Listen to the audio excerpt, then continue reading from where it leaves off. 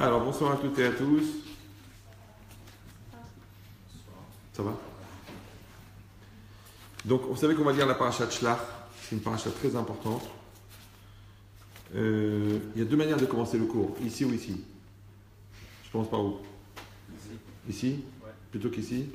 D'accord, donc ça va être ici. Alors, c'est marqué au début de la paracha. Vaïdaber Hashem el Moshe les morts. Shlach lecha anashim. Hashem il a dit à Moshe en disant Shlach lecha anashim, envoie pour toi des hommes, veituru et eretz, qu'ils aillent explorer la terre. Après c'est marqué Vaishlach otam Moshe, Moshe les a envoyés, Mimit bar Paran, Alpi Hashem, selon l'ordre d'Hashem, la bouche d'Hashem, Kulam anashim raché Israël Emma, c'était tous raché Israël, ça veut dire tous des têtes d'Israël, tous des dirigeants, des gens importants, des tzadikim, il dit Rashi. Alors ici c'est marqué. Je rappelle pour les gens qui n'ont pas le contexte historique dans la tête, qui n'ont pas lu le livre ou vu le film. Donc, les Bnei Israël sont sortis d'Égypte. D'accord? Ils ont vu tous les miracles d'Égypte. Ils ont vu l'ouverture de la mer, ils ont vu les plaies d'Égypte, ils ont vu tout ça. Et malgré ça, normalement, ils devaient passer 3 jours dans le désert, recevoir la Torah et rentrer en Eretz Israël. Qu'est-ce qui s'est passé? Ils ont demandé à Hachem, ils ont dit à Moshe, on veut envoyer des explorateurs. Le fait d'envoyer des explorateurs en soi-même, c'est pas très très grave, parce que ça fait partie de la démarche habituelle, que avant une conquête, automatiquement, on prend des mesures intelligentes pour vérifier comment ça se passe dans le pays qu'on va conquérir.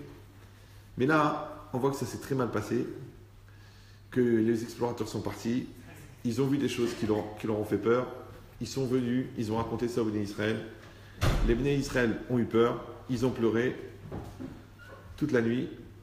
Hachem a dit, vous avez pleuré pour rien. À cause de ça, il les a condamnés tous à mourir, toute la génération dans le désert. C'est seulement la génération d'après qui est partie en Eretz Israël. Et ils sont restés 40 ans dans le désert à cause de ça. Tout ça pourquoi? À cause de ce qui est marqué ici. Que quand ils ont envoyé les explorateurs, alors les explorateurs, ils ont vu des choses. Maintenant, il faut savoir une chose très importante. C'est que on sait que la Torah, c'est un livre d'enseignement avant d'être un livre d'histoire. Et que ce principe-là, ici, cette situation, on peut la lire, et c'est comme ça que je vais la lire avec vous ce soir, sur un mode moussar, c'est-à-dire de morale, d'application personnelle, de travail personnel. On a expliqué déjà quelques centaines de milliers de fois que la vie d'un homme, elle est faite en 3 parties. L'enfance, l'adolescence et l'adulte. Maintenant, le peuple aussi, juif, il passe par 3 phases. Il y a une phase qui s'appelle l'enfance, une phase qui s'appelle l'adolescence, une phase qui s'appelle l'adulte. Maintenant, l'enfance du peuple juif, c'est quoi? C'est quand ils étaient en Égypte.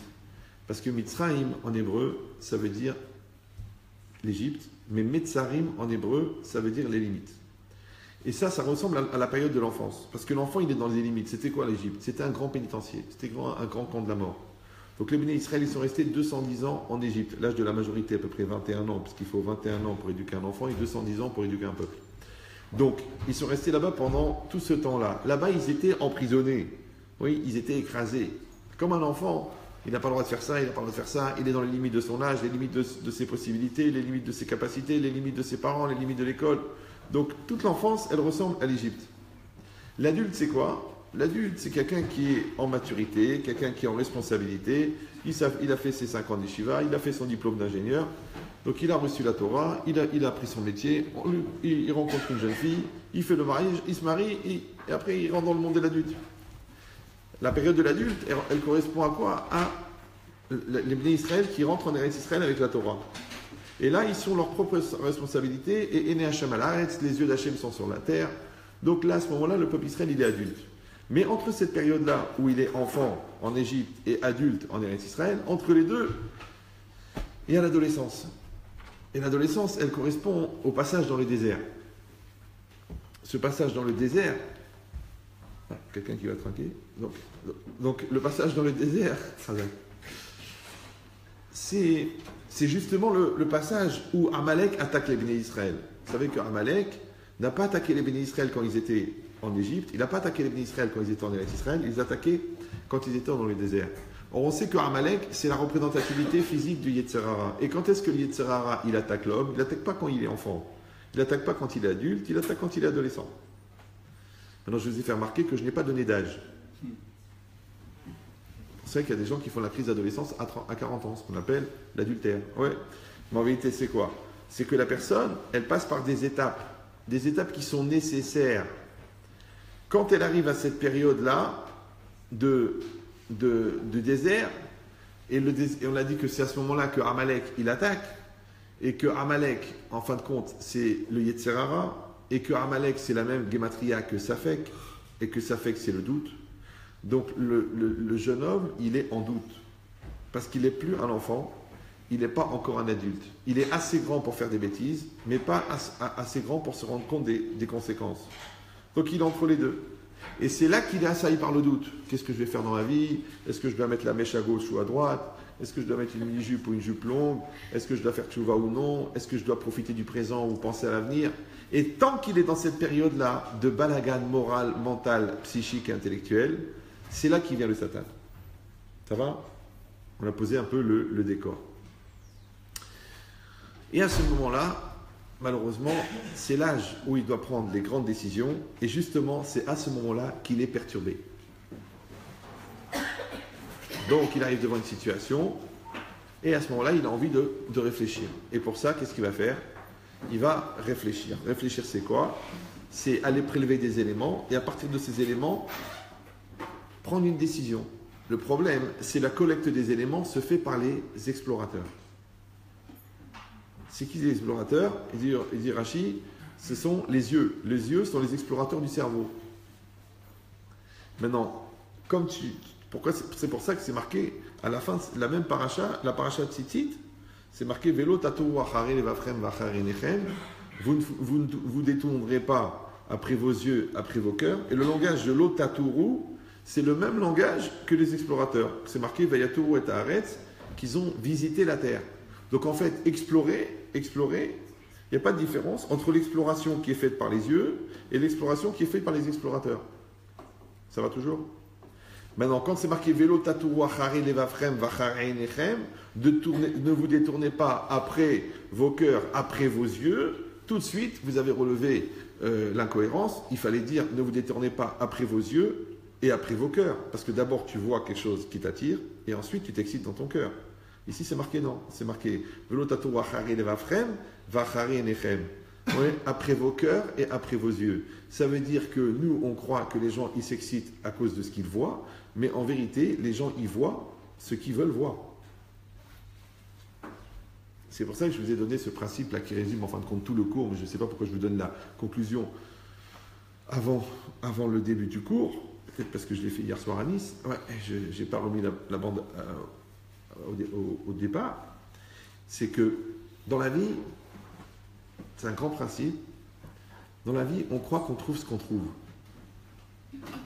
Oui. Alors qu'en fait, on trouve ce qu'on cherche. Je ne sais pas si vous me suivez. Parce que les gens, ils trouvent ce qu'ils trouvent. Vous savez, il s'est trouvé que... Ouais. Pourquoi tu t'es marié avec lui? Ben, il était là. Pourquoi ça fait cette bêtise? Eh ben, j'étais attiré. Et pourquoi tu as dit ce lashon hara? Eh ben, justement, j'ai rencontré quelqu'un qui détestait ma belle-sœur et j'avais un problème avec elle. Mais tu t'es pas demandé comment ça se fait que sur 1 milliard de personnes, tu rencontres une personne qui a la haine de ta belle-sœur et qui a envie d'entendre du lashon hara sur ta belle-sœur? Parce que tu as envie de dire du lashon hara sur ta belle-sœur, alors on t'envoie quelqu'un qui va écouter du lashon hara sur la belle-sœur. Parce que tu as un problème d'argent, alors on t'envoie quelqu'un qui te propose un traloued. Parce que tu n'es pas clair sur ta cache-route, alors on te propose un plat de charcuterie porcine. Ouais. Parce que tu n'es pas clair sur ton engagement spirituel, alors on t'envoie un décolleté. Tu dois réfléchir que la réalité qui t'entoure, elle a un seul défaut, c'est qu'elle te ressemble. Donc au lieu de dire la réalité, elle me met à l'épreuve, tu devrais dire mais qui c'est la personne que je suis qui crée cette réalité qui me met à l'épreuve? Donc je vous résume, pour ceux qui veulent faire une thérapie ce soir, au lieu d'essayer de comprendre ce que tu trouves, tu devrais essayer plutôt de te demander ce que tu cherches. Parce que ce que tu cherches, c'est ce que tu vas trouver. D'ailleurs, en français, quand quelqu'un a des problèmes, on dit tu l'as bien cherché. On ne dit pas tu l'as bien trouvé.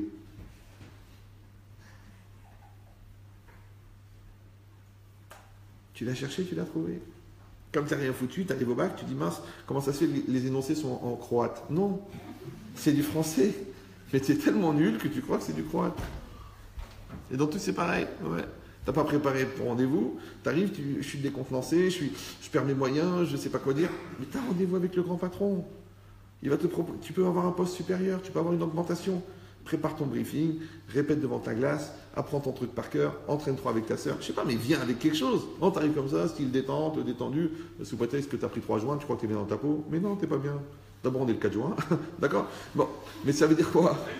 Ça veut dire que la personne, au fond, elle a tellement peur de la réalité qu'elle fabrique des artifices pour éviter de la rencontrer. Mais t'as pas compris, c'est pas que tu l'as rencontrée la réalité, c'est que tu l'as fabriquée.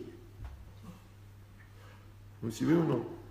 C'est quand tu prépares pas l'examen, tu l'as rendu dur. Quand t'as pas envie d'aller aider ton cousin à déménager, tu t'es déjà fait l'entorse avant d'y aller. Depuis jeudi, tu voulais pas y aller. Donc dimanche, tu as fait une entorse. Maintenant, pourquoi la cheville s'est tordue? Pourquoi le tendon s'est déchiré? Parce que tu ne voulais pas y aller. Donc quand tu as été, ça s'est déchiré. Le tendon n'a fait qu'obéir à l'ordre de « j'ai pas envie d'y aller ». Alors, il a dit « je vais m'occuper de toi, tu ne vas pas y aller ». Effectivement, le premier paquet qu'il a pris, il s'est fait une entorse. Alors, automatiquement, on l'a ramené, avion sanitaire. Au fond, il ne voulait pas y aller. Et dans tout, c'est pareil. Tu ne veux pas manger, ne mange pas. Parce que si tu te forces, tu vas être malade pendant une semaine. Ah, j'ai des brûlures, j'arrive pas à digérer, occlusion intestinale. Mais tu ne veux pas manger, ne mange pas. Il te serre. Allez, reprenez encore une boulette. Cette boulette-là, c'est celle-là qui va te tuer. Cette boulette-là qui est la boulette de trop.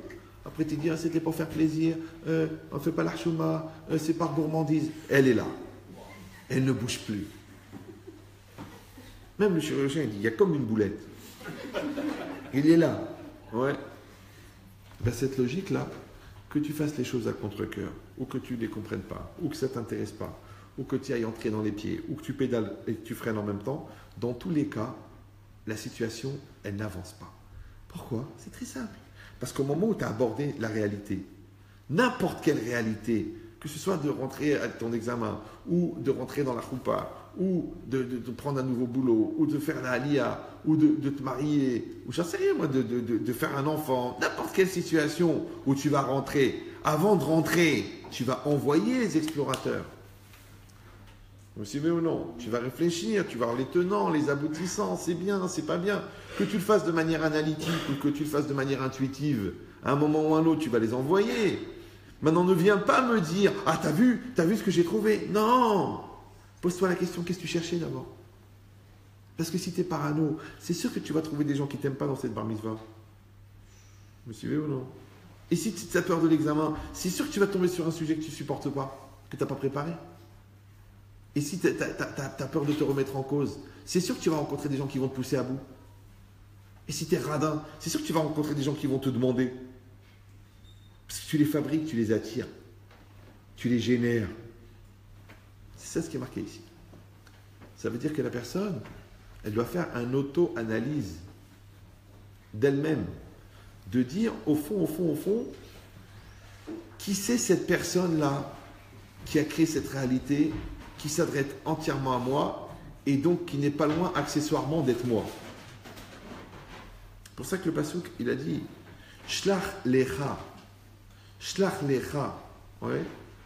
Nous, on traduit littéralement que Hachem, il a dit à Moshe Rabbeinu, envoie pour toi. Rachid dit les da'techa, selon ton esprit, selon ta volonté. Pourquoi? Parce que Hachem ne voulait pas envoyer des explorateurs. Pourquoi vous envoyez des explorateurs? Pourquoi faire? Pour vérifier la vérité que la terre elle est bonne, mais Dieu il te l'a dit. Pour vérifier la faisabilité de la conquête, mais Dieu il a détruit la plus grande civilisation.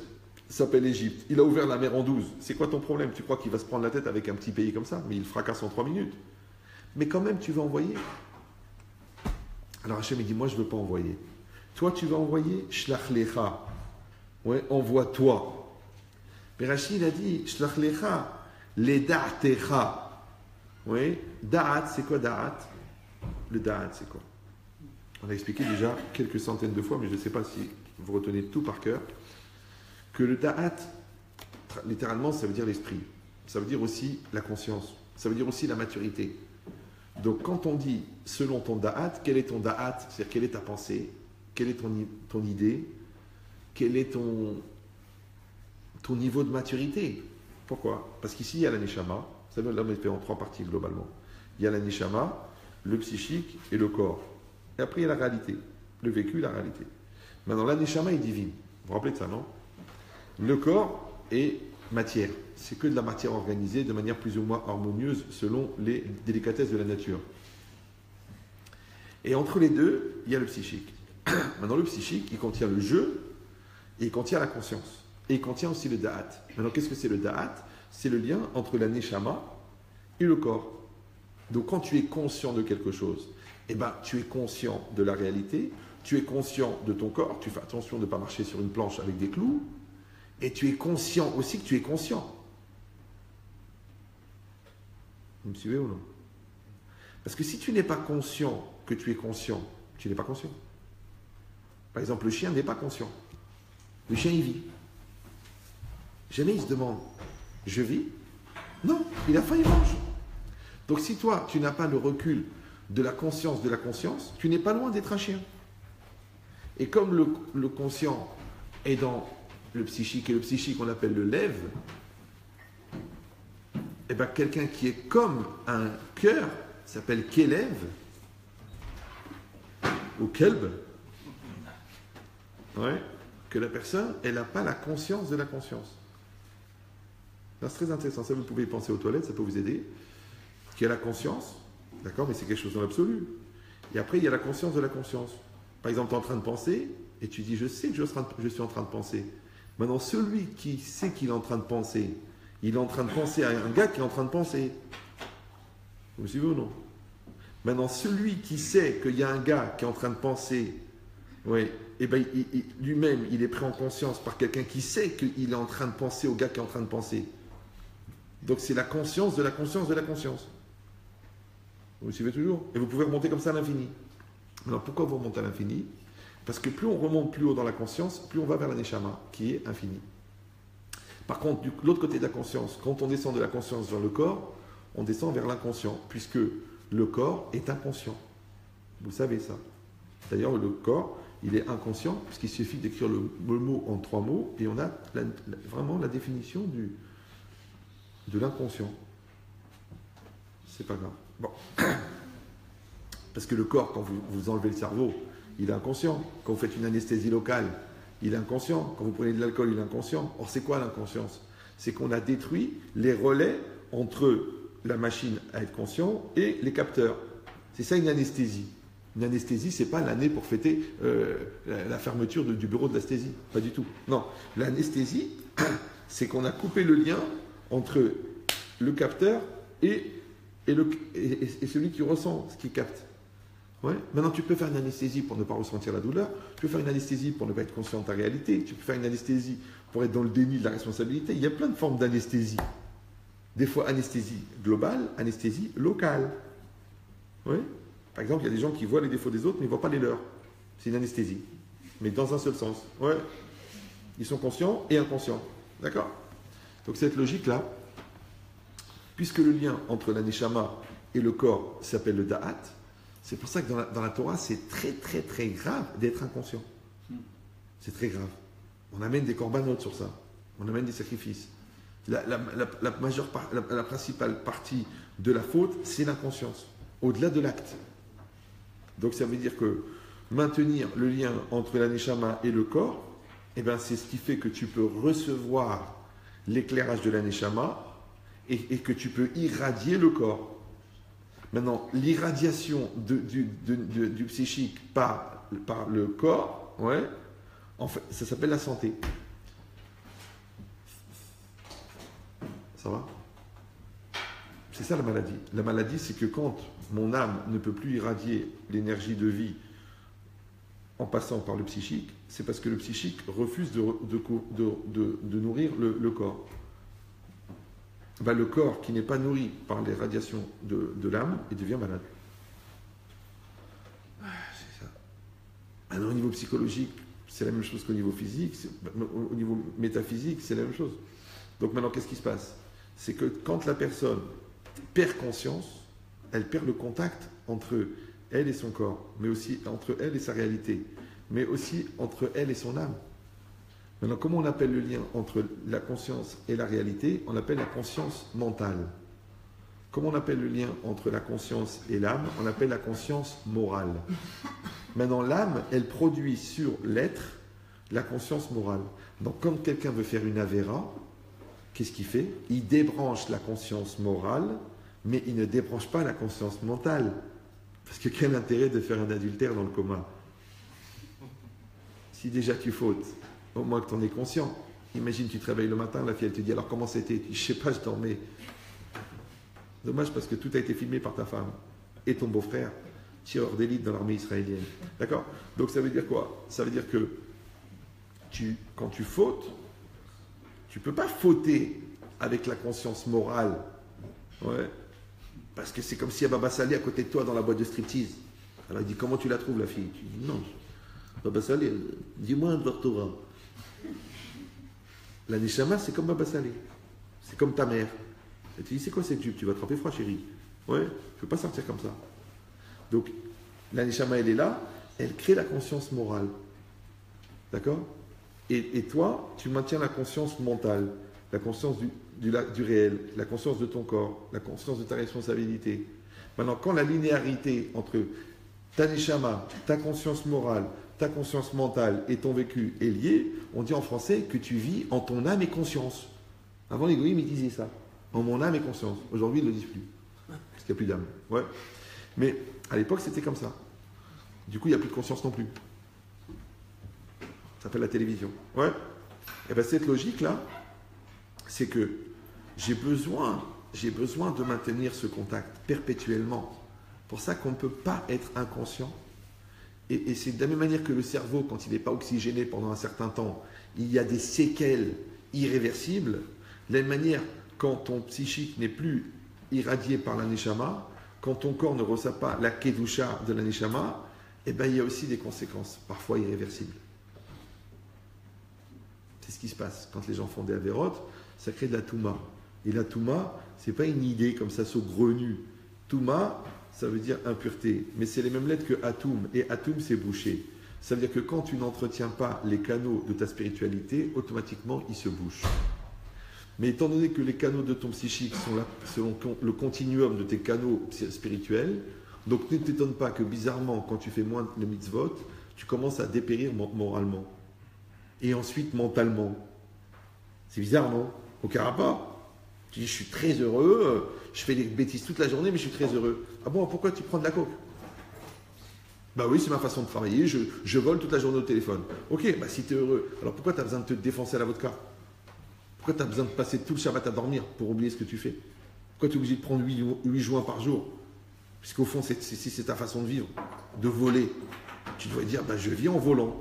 Non, tu te sens mal. Pourquoi tu te sens mal? Oui, parce que mes parents, depuis que je suis petit, m'ont culpabilisé. Mais s'ils m'avaient dit, soit un voleur, soit fier de l'être, soit un tueur, j'aurais été heureux. Ils ne sont pas plus heureux, les gens, les Réchaïm. Mais non, parce que heureux, c'est en accord. Et la mauvaise conscience, elle ne vient pas de tes parents, elle vient de ta neshama. Une fois, quelqu'un m'a dit ça, m'a dit, écoutez, Rav, je suis agnostique. Je dirais, foi chez les morts. Il me dit, non, je ne crois pas en Dieu. Il m'a dit, il n'existe pas.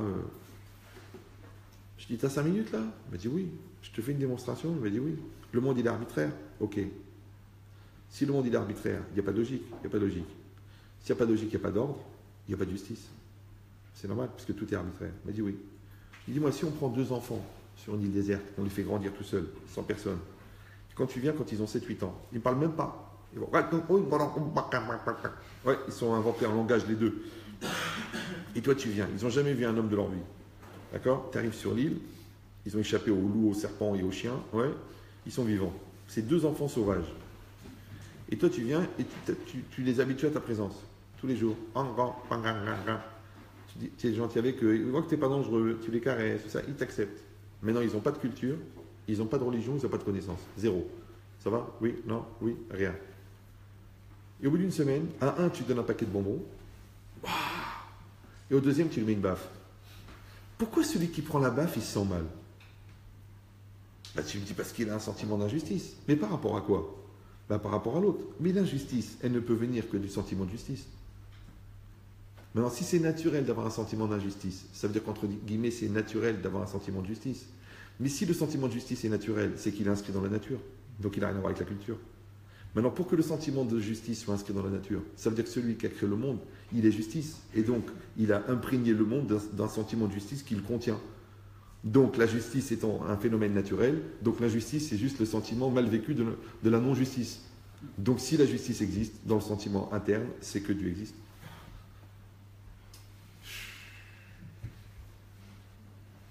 Alors, le problème avec les démonstrations, c'est que comme elles sont simples, les gens ont du mal à les croire. Moi, je ne suis pas pressé. Je vous laisse les 8 prochaines années pour prouver le contraire. Allez, je vous donne 10 ans. Venez dans 10 ans me dire « Non, j'ai réfléchi. » Tu as dû passer du temps aux toilettes. Ouais. T'as une contre-preuve, t'as quelque chose. T'as rien. C'est normal que t'as rien. Pourquoi? Parce que je vais expliquer une chose qui est difficile. C'est que la Torah, elle n'est pas logique. La Torah, elle est plus que logique. C'est que quand tu as fini la logique, tu commences la Torah. Maintenant, toi, tu viens avec une logique pour contredire la Torah, mais la Torah, elle est logique et plus que logique. Maintenant, déjà, tu as la paresse d'être logique, puisque toi, tu es incohérent, et tu es même cohérent avec tes incohérences. Et toi, tu crois que tu vas trouver les incohérences de l'origine de la cohérence.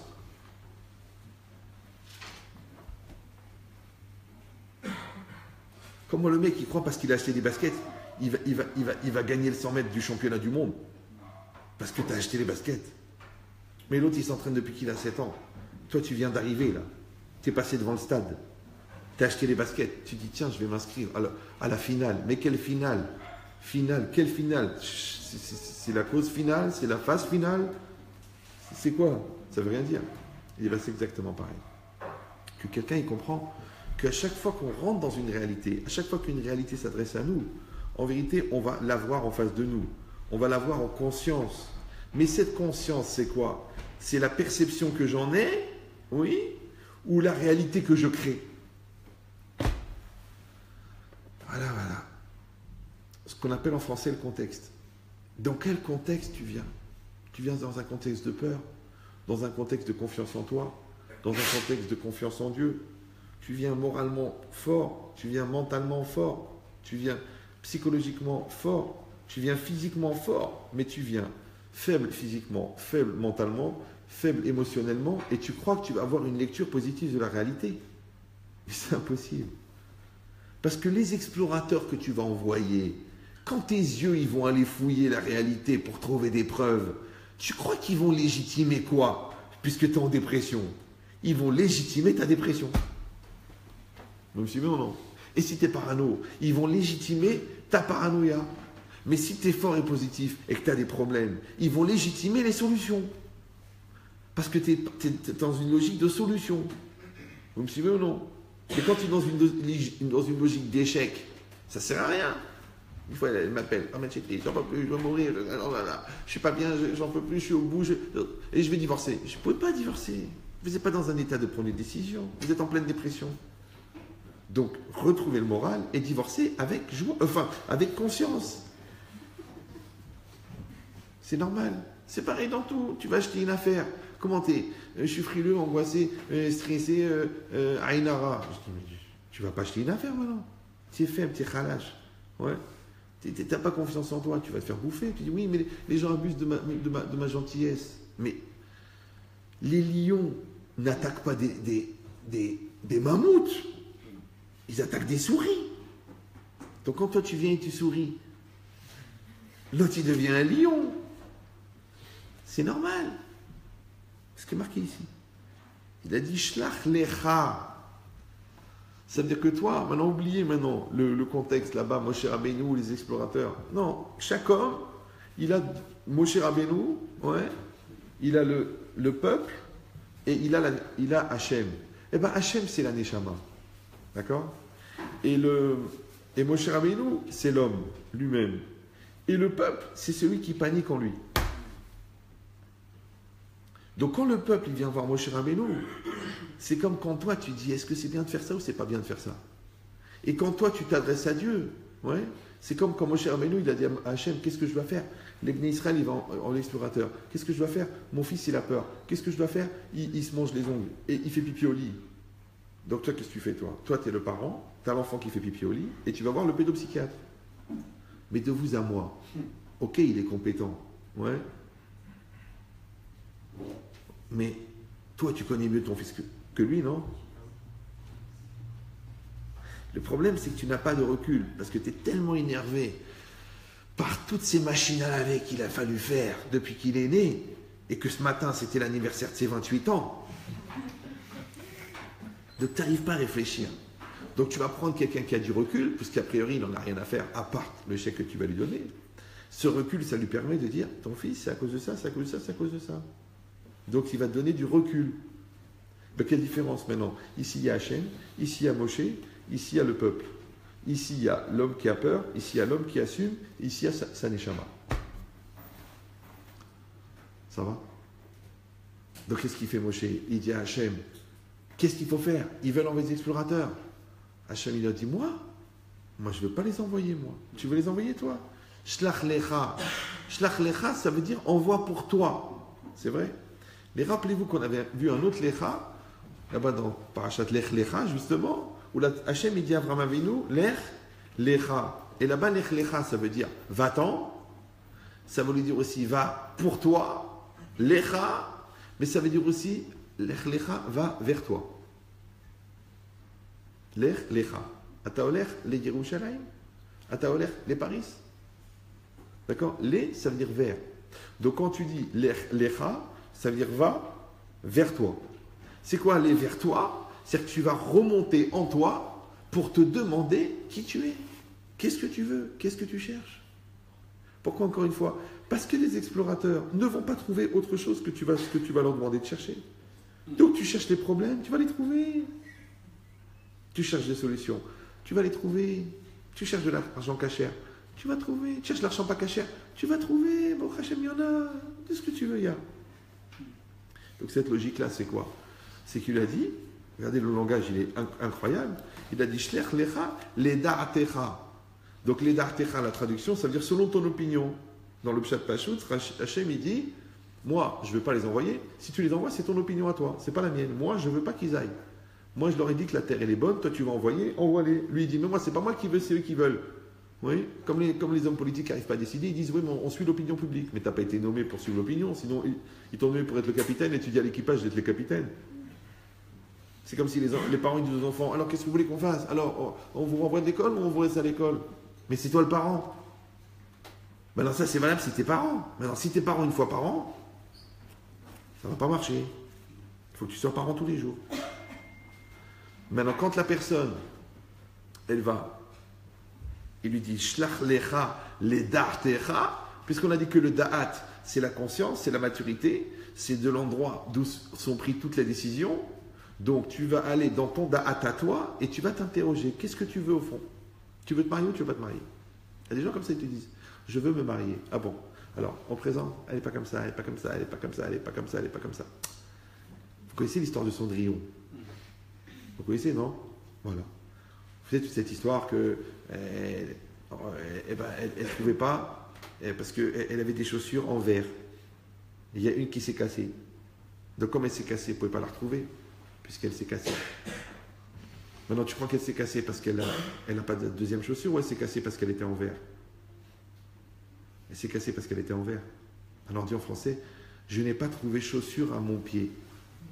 Mais on t'en a envoyé des chaussures, mais tu les as cassées.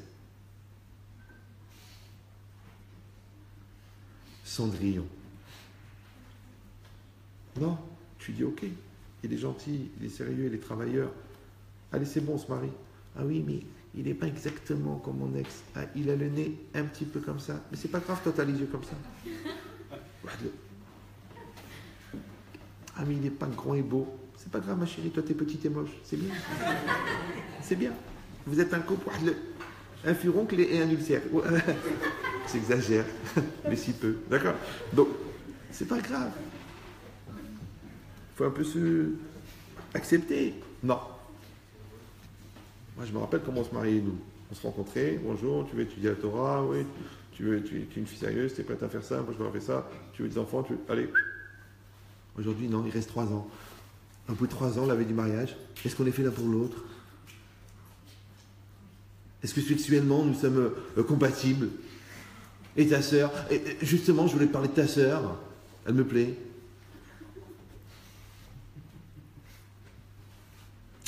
Il faut beaucoup d'idéal et un peu de réalisme. Aujourd'hui, peu d'idéal, beaucoup de réalisme. Et comme leur réalisme, il est fondé sur ce qu'ils ont vu à la télé, et que la réalité, elle est quand même un peu loin de la télé, sinon on serait tous des animateurs télé. Alors on arrive à un problème maintenant, c'est que les gens réalisent leur virtualité et virtualisent leur réalité.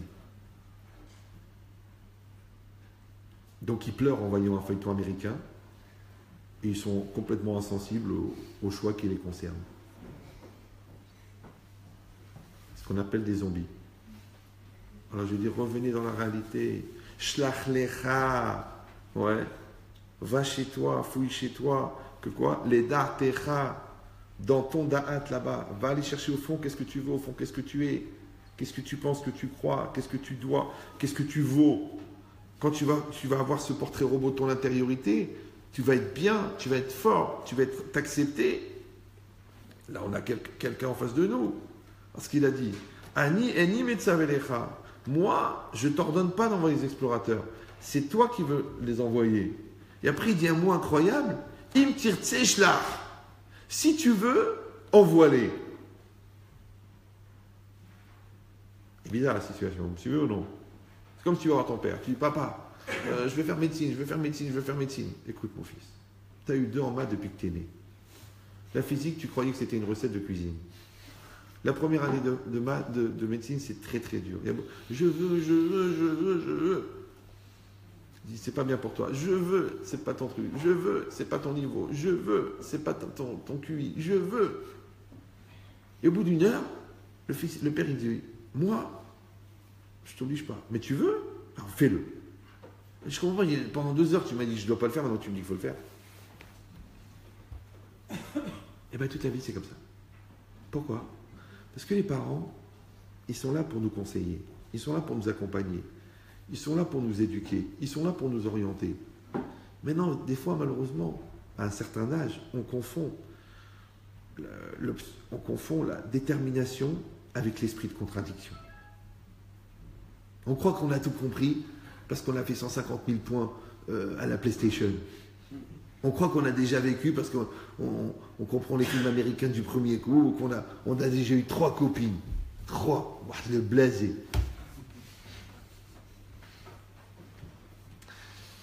Alors on ne veut pas écouter. Donc toi tu viens avec ce garçon, tu écoutes ma fille. Tu as fait des grandes études. Tu es une fille équilibrée. Tu es bien dans ta tête. Tu as grandi dans une famille heureuse, équilibrée. T'es jolie, t'es mignonne. Ok, on t'a éduqué tellement gentil que t'as une petite tendance, sœur Teresa. À Saint-Tropez ou là, à Juin-les-Pins, ouais, un endroit où quand tu donnes un pain, on te donne un joint. Ouais, d'accord. Tu as rencontré un gars, un Kevin ou là, va savoir. Pour le gars, c'est un cas social. Il a arrêté l'école très tôt, il ment au téléphone toute la journée, il fume des joints, il marche pas droit. Mais il est très gentil, puis il a besoin de toi, il t'a fait le coup de Rambo blessé. Et toi, Mère Teresa, tu dis, je vais m'occuper de lui, je vais l'encourager, je vais le ramener à la Torah. Mais chérie, quand on a un plongeur, oui, on ne prend pas en charge un boulet. Parce que le boulet, il va t'emmener dans l'abîme. Et bim. Tu dis, oui, mais moi j'ai la force. Et moi je vais le ramener, et moi je vais l'élever, et moi je vais le faire grandir. Non seulement tu ne vas pas grandir, mais il va t'enfoncer. Et lui, tu ne vas pas le sauver, il va t'enfoncer. Pourquoi? Vous n'êtes pas pareil, il y a trop d'écart. Des fois, tu vois des couples, tu dis, mais comment ils se sont mariés ceux-là? Un papillon et un Doberman. L'autre place plus d'œuf, et l'autre, l'autre, c'est un cerveau, genre, en option, et le mec, une tête, ça comme. On sent qu'il a été attiré par ses valeurs intellectuelles. D'accord? Ça veut dire qu'il a arrêté la réflexion à l'équateur. Tu dis, mais comment tu te maries avec une fille comme ça? elle est capricieuse, elle est caractérielle, elle est superficielle, elle est bête, elle est méchante, elle est parano, elle a pris des lignes pendant des mois et des mois. On lui disait suivez la ligne, elle suivait la ligne. Oui, mais c'est pas grave. Parce que moi j'ai vu le fond de son cœur, le fond de son âme. Et le fond d'autre chose, ça va venir. C'est ça le problème. Ça veut dire que tu es dans un choix tellement important. Et toi, en tant que parent, tu dis non, mon fils, c'est pas comme ça, fais attention, c'est dangereux, tu la connais pas, c'est une famille de fous, elle-même, elle est bizarre. Et toi, tu veux pas. Alors à la fin, il te dit écoute, tu veux vraiment l'épouser? Il dit oui, je veux, oui, je fais ce que je veux, je suis un homme, oui, j'ai mon choix, oui, c'est moi, vous ne comprenez pas, vous ne la connaissez pas. Alors d'un seul coup, les parents ils disent ok. Ani metzamelecha. Moi, je ne t'ordonne pas. Im tirtse shlach. Tu la veux. Attention, mon fils. Nous, on est des gens de parole. On est des gens sérieux. Tu l'épouses, c'est ta femme, tu la respectes.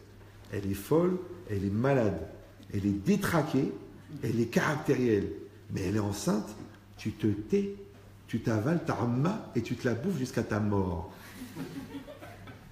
Et on va aller à la choupa. Et on va te faire le mariage. On va trouver la maison. On va vous mettre là-bas. Et ne viens pas dans 3 semaines me dire papa, j'ai épousé une folle, elle ment, elle triche, je lui achète un iPhone, elle l'a vendu pour acheter du shit. On t'a dit, mon fils, on t'a présenté la fille sérieuse, celle-là, elle a fait le séminaire, celle-là, elle est en 4e année de médecine, celle-là, elle est khmina, celle-là, elle a bouchat de panim. Tu la regardes un peu, elle rougit, l'autre, elle est à moitié nue sur le bar. Tu vois pas que c'est pas le même genre? Ah oui, mais c'est des a priori que vous avez. Tout le monde a le droit de faire teshuva. Ok. Et dans quel état?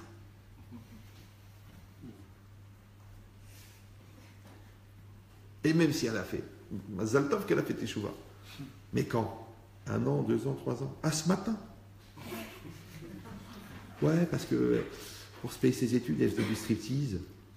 Ah bon? Bon, mais elle a arrêté les études. En fait, elle est juste inscrite à la fac. C'est ça que tu nous as trouvé, mon fils. Alors que tu as passé 5 ans à la yeshiva. Vous avez compris l'idée ou non? Ben, toute la vie, c'est comme ça. Hachem, il dit, comme tes parents, ils t'accompagnent. Ils te donnent des choix. Ils te donnent tes capacités. Ils te donnent des avertissements. Ils te donnent des claques. Ils te donnent de l'amour. Mais si Béhémet, tu t'es battu, et c'est ça que tu veux, Shlach, vas-y, envoie. Vas-y, mon fils, va. C'est vraiment ça que tu veux.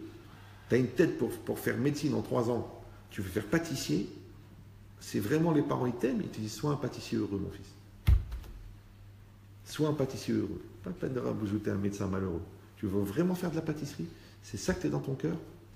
Va faire de la pâtisserie. Allez, béhavon. Mais respecte-toi, développe-toi, grandis, fais ce que tu as à faire. Fais pas de la pâtisserie parce que tu as la flemme de faire médecine. Il ne fait pas médecine pour faire plaisir à tes parents alors que tu voulais être pâtissier. Que tu sois bien dans ta peau, dans tes choix. Maintenant, nous, en tant que parents, pourquoi on te pousse à bout? Parce qu'on ait la conscience que tu n'as pas. Maintenant, si toi, tu arrives à dépasser la conscience qu'on te propose, c'est-à-dire que ta conscience, elle est plus grande que la nôtre, donc ça veut dire que tu es indépendant. C'est bien. Vous me suivez ou non? Et c'est ça le problème. C'est que les enfants, quand ils sont petits, on les prend en charge. Quand ils sont grands, on les laisse tranquilles. Mais c'est quand que ça s'arrête la limite? C'est quand le passage? Ouais. L'enfant, il est petit, tu le prends, tu le retournes, tu lui laves le derrière, tu lui mets le talc entre les fesses, il est content. Il fait... Essaye de faire ça à ton fils de 17 ans. Il va dire, mais maman, tu es folle ou quoi? Allez, va dans la salle de bain, je vais te frotter. Mais c'est bon, hein, c'est bon. Hein. C'est bon. Oh, maman, oh, hein, j'ai 17 ans. C'est pas la peine de venir me chercher à la sortie de l'école. Je suis plein bébé. Oui, tu es plein bébé. Alors quand le gars, il te propose du shit, pourquoi tu l'envoies pas balader? Et quand l'autre, il te propose un deal, d'aller faire le fou à Eilat là-bas avec des danseuses, pourquoi tu dis pas non? Et quand on te propose d'aller transporter des trucs bizarres pour gagner 500 €, pourquoi tu dis pas non si tu es indépendant et consciencieux? Donc tu veux être un homme, mais tu n'as pas encore les moyens. Mais nous, c'est ça notre rêve. Notre rêve, c'est que tu sois un homme. Notre rêve, c'est que tu te prends en main. Notre rêve, c'est que tu n'étudies pas la Torah parce que tu es mon fils. Tu étudies la Torah parce que tu aimes la Torah. C'est ça mon rêve. Ouais. Mon rêve, c'est pas que je suis capable de t'aider jusqu'à la fin de tes jours. Mon rêve, c'est que tu me dis, papa, j'ai plus besoin. Je suis indépendant financièrement. C'est ça mon rêve. Donc tu sais quoi? Tu crois que j'ai la main mise? Non, c'est juste que malheureusement, des fois le comportement, il me montre le contraire de ton discours. Tu fais un discours de maturité et un comportement d'immaturité. Une fois, j'ai eu un papa qui est venu ici. Il m'a dit une question facile. Il m'a dit une halakha. Il m'a demandé, mais j'ai une halakha. J'ai dit oui. Il m'a dit, est-ce que j'ai le droit de tuer mon fils? J'étais étonné. J'ai dit, quel genre de... Des fois, les gens, ils ont des questions. J'ai dit, c'est quoi votre question? Il m'a dit, monsieur Benchetri, moi, je ne suis pas très religieux. Je crois en Dieu. Toute ma vie, j'étais pompiste. Vous savez, pompiste, c'est centime par centime. J'ai pas de retraite. Je suis venu de Tunisie, en hiver, en été, avec les doigts gelés, avec les 150. Et j'ai mis de côté. À la fin, je n'avais pas de retraite. Et 68 ans, j'ai arrêté de travailler. J'avais 72 000 euros. J'ai tout mis dans une enveloppe, je l'ai cassé à la maison. Chez nous, on n'a pas l'habitude, les banques et tout ça, on ne connaît pas. Et bien, mon fils de 18 ans, il a pris les 72 000 euros, il a été jouer au poker, il les a perdus. Mais j'ai plus rien, je suis zéro de rien. Est-ce que j'ai le droit de le tuer? Il me dit, après, je fais tes choux. Bon, moi, je le tue. Quand je lui dis, mais qu'est-ce que tu as fait avec? Tu as acheté un business? Tu as fait un apport pour un appartement? Il m'a dit, non, j'ai perdu au poker. Vous avez compris ou non? Mais il était là, le petit vieux. Moi, j'avais 71 000 euros, sinon je l'aurais donné. Mais c'est quoi l'idée? Ça veut dire, tu dis, mais il y a des gosses, Blainara, ils ont une capacité de te faire plaisir. On dit, Dieu bénisse. Ça veut dire que ça aurait pu être pire. Ouais. Mais c'est quoi l'idée? Réfléchis maintenant. Ne prends pas cet enfant-là qui déçoit son père. Non. Prends cet enfant-là qui déçoit son père. C'est-à-dire que le père, en fin de compte, c'est quoi? C'est la conscience que tu n'as pas. Maintenant, le jour où tu auras une conscience, tu crois parce que tu auras une conscience, tu n'auras plus d'enfant. Donc tu auras toujours l'enfant en toi et l'adulte en toi. Donc l'adulte en toi, et tu dis, écoute, t'es marié, t'as 5 enfants, t'es un homme sérieux, c'est normal, t'as une kippa sur la tête. Et l'enfant en toi, il voit la secrétaire qui te dit, viens, on y va. Et tu dis, c'est un truc qui arrive une fois dans la vie. Il y a l'enfant et l'adulte. Maintenant, normalement, tu ne devrais même pas hésiter. Comment ça se fait que tu hésites? Maintenant, moi, je donne l'exemple de la secrétaire. Mais l'autre, il va te proposer 500 000 euros pour faire une grosse bêtise. L'autre, il va te proposer une embrouille. L'autre, il va te proposer, tu travailles un Shabbat sur 2, mais je te double la prime. Tu dis, de toute façon, je ne suis pas très religieux. C'est bizarre quand même que ça fait 3 ans que tu cherches un emploi. Le jour où tu prends sur toi de faire Shabbat, le lendemain, tu trouves un emploi. Mais un emploi, 4 800 euros par mois, mais un Shabbat sur 2, tu es obligé de travailler. Toi, tu crois que tu as trouvé 4 800 euros? Non. C'est que ton Shabbat, à ton niveau à toi, il coûte 4 800. Un autre, on lui aurait proposé 108 000 euros. Et toi, tu es mesquine. Donc avec 4 800, on t'envoie faire le Shabbat. Vous savez qu'est-ce qu'il a dit l'autre? Comment il s'appelle? Bill Gates. C'est Bill Gates qui a dit ça? Il a dit, j'ai pu tout me payer dans la vie. Apple, Steve Jobs. Il a dit, j'ai pu tout me payer dans ma vie sauf un chômeur Shabbat. C'est qu'il y a des gens, et vous savez qu'il avait pas mal de moyens quand même. Il a été voir des gens, il leur a dit, écoute, je vous prends. Le mec, il a dit, je suis chômeur Shabbat. Mais comment tu dis à Steve Jobs, c'est quand même un Steve qui connaissait son job, ouais. Le mec, il est mort, il a laissé 110 milliards de dollars en richesse personnelle. Donc il pouvait te donner un petit million d'euros par mois. Mais le mec, il a dit non. Il a dit, je comprends pas, les gars, je leur donne 100 000 dollars. Ils se mettent à 4 pattes, ils me laissent les chaussures. Ils me lavent mon iPhone avec leur langue. Et lui, il donne 1 milliard, il ne veut pas parce qu'il est chômeur Shabbat. Alors pourquoi tu ne peux pas acheter un gars qui est chômeur Shabbat? Tu sais pourquoi? Parce que le Shabbat n'est pas évaluable. Ah, s'il est évaluable. Alors si aujourd'hui tu peux évaluer ton Shabbat, demain tu peux évaluer aussi l'ambiance de ta maison, puisque tu es coléreux. Demain tu peux évaluer ta fidélité, puisque ta femme a vieilli. Demain tu peux évaluer ta présence à la maison, puisque tes enfants te saoulent. Sauf le vrai problème, c'est que quand une chose est évaluable, elle est évaluée. C'est pour ça qu'on doit s'attacher à des choses qui ne sont pas évaluables. Comme ça, soi-même, on n'est pas évaluable. Mais si tu t'attaches à des choses qui sont évaluables, eh bien, tout ce qui a un début a une fin. Voilà. Shabbat Shalom, Shavua Tov. Bon, il est un peu tôt, je vais rester. Mais c'est marqué ici. Ici, c'est marqué que Moshe, Hachem, il a dit, je ne veux pas envoyer des explorateurs. Ouais. Ça veut dire que Hachem, il a dit au Bnei Israël, la terre, elle est bonne. Je vous ai sorti d'Égypte pour vous donner cette terre. J'ai créé le monde pour vous donner cette terre. Et vous, maintenant, vous me dites, est-ce que la terre, elle est bonne? Vous voulez envoyer des explorateurs? Alors, tous les ans, à chaque fois que je fais ce cours, je vous donne un exemple. Vous vous rappelez l'exemple du diamant? Les redoublants?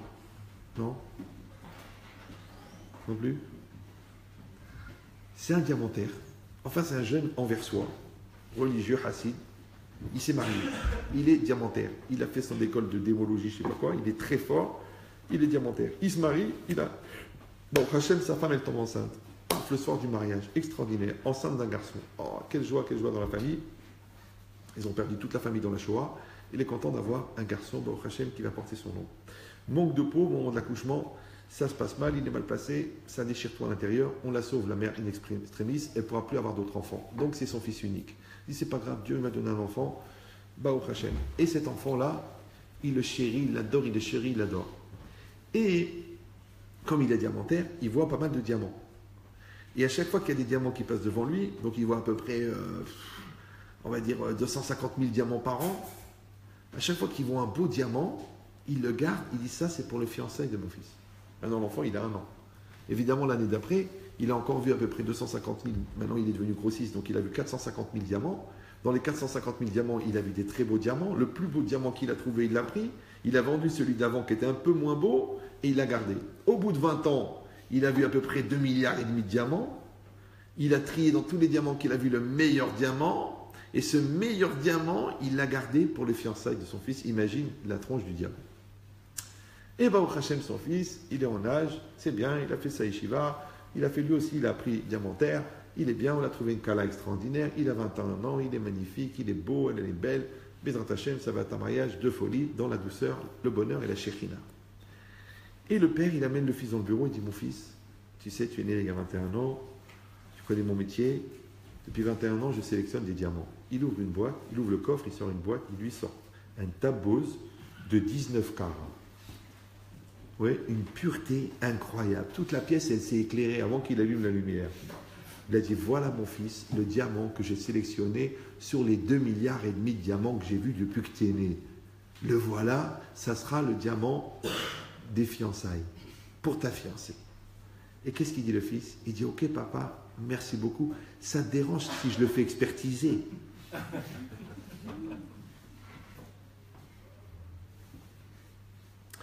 C'est exactement pareil. Hachem, il a dit, je vous donne une terre. Elle est bonne. C'est le centre de la terre.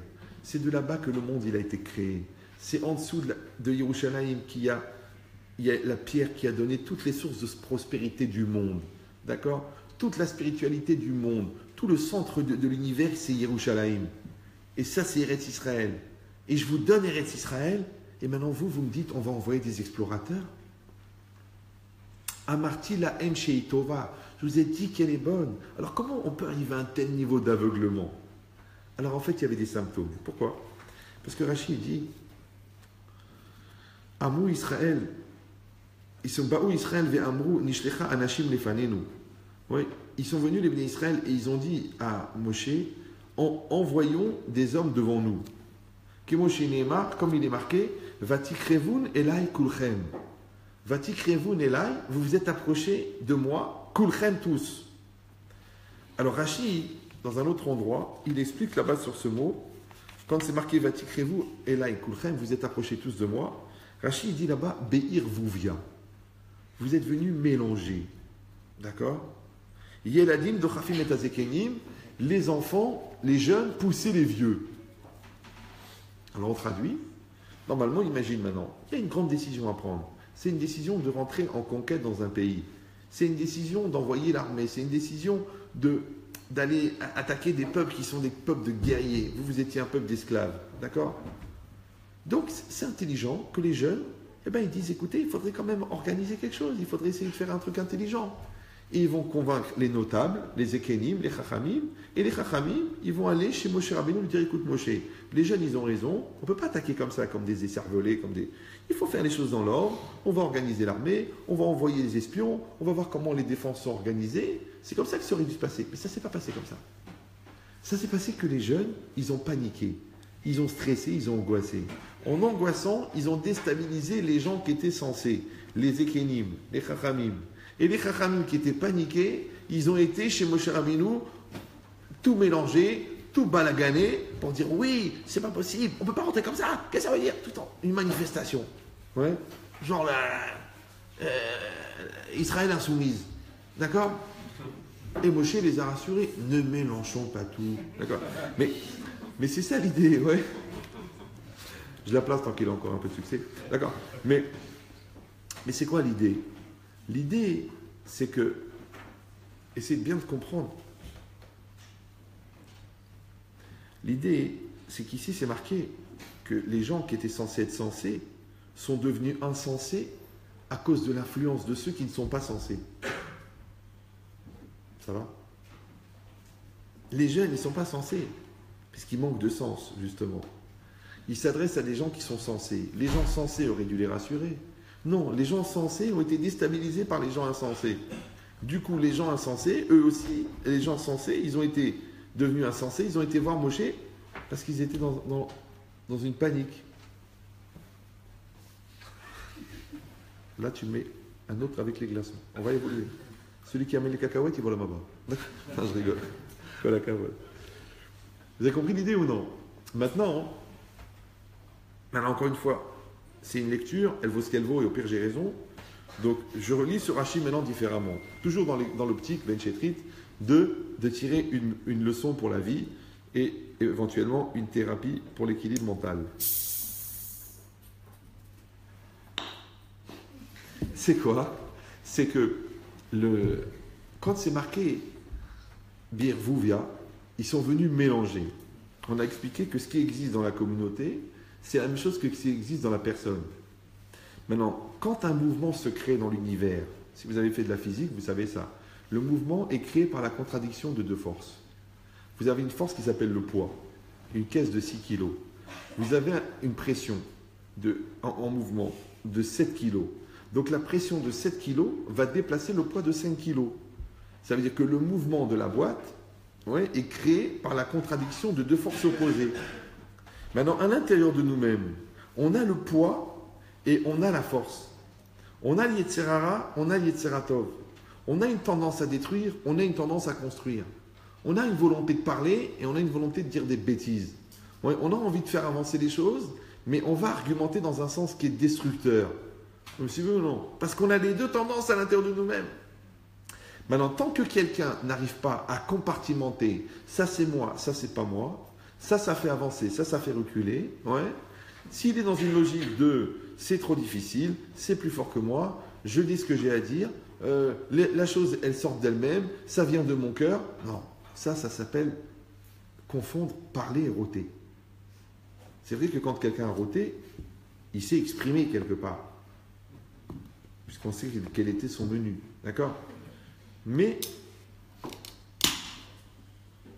c'est pas discret comme. Merci. Mais écoutez ça. Mais c'est pas grave.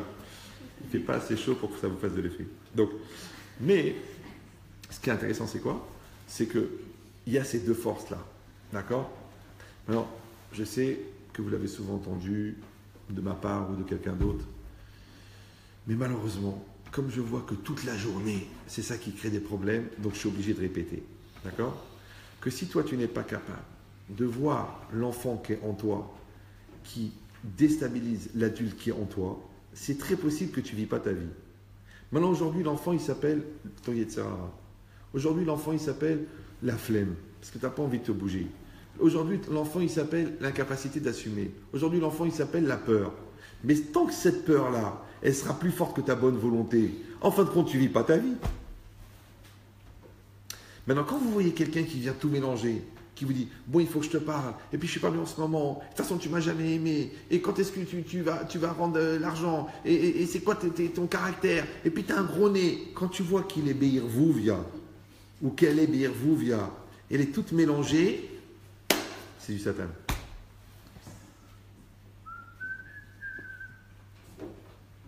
Beirvouvia. Pourquoi? Parce que tu vois que Yeladim Dohafim et Azekenim. Tu vois que l'enfant qui est en lui, il pousse l'adulte qui est en lui. Parce que quand tu vois un adulte qui se conduit comme un enfant, c'est pas la peine de t'énerver, de faire de la surenchère, de dire ouais, mais qu'est-ce que ça veut dire? Mais est-ce que tu te rends compte de ce que tu dis? Bien sûr qu'il se rend compte de ce qu'il dit puisqu'il le dit. Mais quand toi tu rentres dans la surenchère, ou tu l'insultes, ou toi tu t'énerves, ou toi tu veux le caractériser, ou tu veux le définir, c'est ce qu'il fait lui. Il dit ah bon, en plus de ça tu me vexes, en plus de toute façon tu cherches qu'à me casser, en plus tu m'as jamais aimé. Lui aussi fait de la surenchère. C'est-à-dire que quand tu fais l'enfant avec un enfant, tu crois qu'il va faire l'adulte? Il a besoin du fait que tu surenchères. Comme ça, ça lui évite d'avoir à se demander qui c'est qui a tort. Parce qu'il pourra toujours dire c'est toi qui as commencé. Alors, voyez, je vous parle de l'autre et vous écoutez bien. Parce que vous intéresse d'avoir un argumentaire pour fracasser la tête de l'autre en rentrant à la maison. Mais moi, je ne parle jamais de l'autre. Moi, je parle de qu'est-ce que l'autre il renvoie chez toi. C'est-à-dire que l'autre qui est devant toi, il n'est que le reflet de l'autre qui est en toi. Maintenant, il faut que toi, tu sois assez étranger de toi pour t'occuper de l'autre en toi qui fait que tu n'es pas toi-même. Amen. Vous avez compris ou non? Ça, c'est ce qui est marqué. Donc, Moshe Rabbeinu, il a vu qu'ils sont venus tout mélanger. Il a vu qu'ils étaient venus en balagan. Il a vu qu'ils étaient affolés, stressés, angoissés, en colère, mal. C'était pas le moment de prendre une décision. C'est pas dans ces situations-là qu'on va au bout de ses choix. Parce que là, c'est sûr que ça sera un mauvais choix. Alors, tu sais pourquoi ça sera un mauvais choix? Parce que c'est pas un choix. Je rappelle la règle développée par le Rav Ben Shetrit. À l'époque, tous les choix qu'on assume sont bons. Tous les choix qu'on assume sont bons. Donc même un mauvais choix dans l'absolu, quand il est assumé, il devient bon. Parce qu'il devient une expérience. Et un bon choix, quand il n'est pas assumé, ouais, il se détruit. Pourquoi? Parce qu'il est gaspillé. Ça va? Donc dans l'absolu, c'est dur à dire parce que vous nous dites attendez, il y a quand même des opportunités, il y a des bonnes circonstances, il y a des gens bien, des gens moins bien, il y a des pièges, et puis il y a des chemins ouverts. Oh. Moi, c'est mon école. Hein. Elle vaut ce qu'elle vaut. Moi, je crois que ce n'est pas des situations extraordinaires qui arrivent. C'est des gens prêts qui les abordent. Parce que tu ne sais pas ce que la vie va te proposer. Je sais, Chas Veshalom, c'est une siménou. Ok. Mange des mezuzot, fais des infusions de téphilines. Ok. Mais tu ne sais pas ce qui va t'arriver. Peut-être tu auras une femme gentille. Peut-être tu auras une sorcière. Peut-être des enfants, une facilité, une douceur. Ça coule de source. Ou alors chaque pas, chaque page de la massorette, chaque exercice de maths, chaque jour, un combat.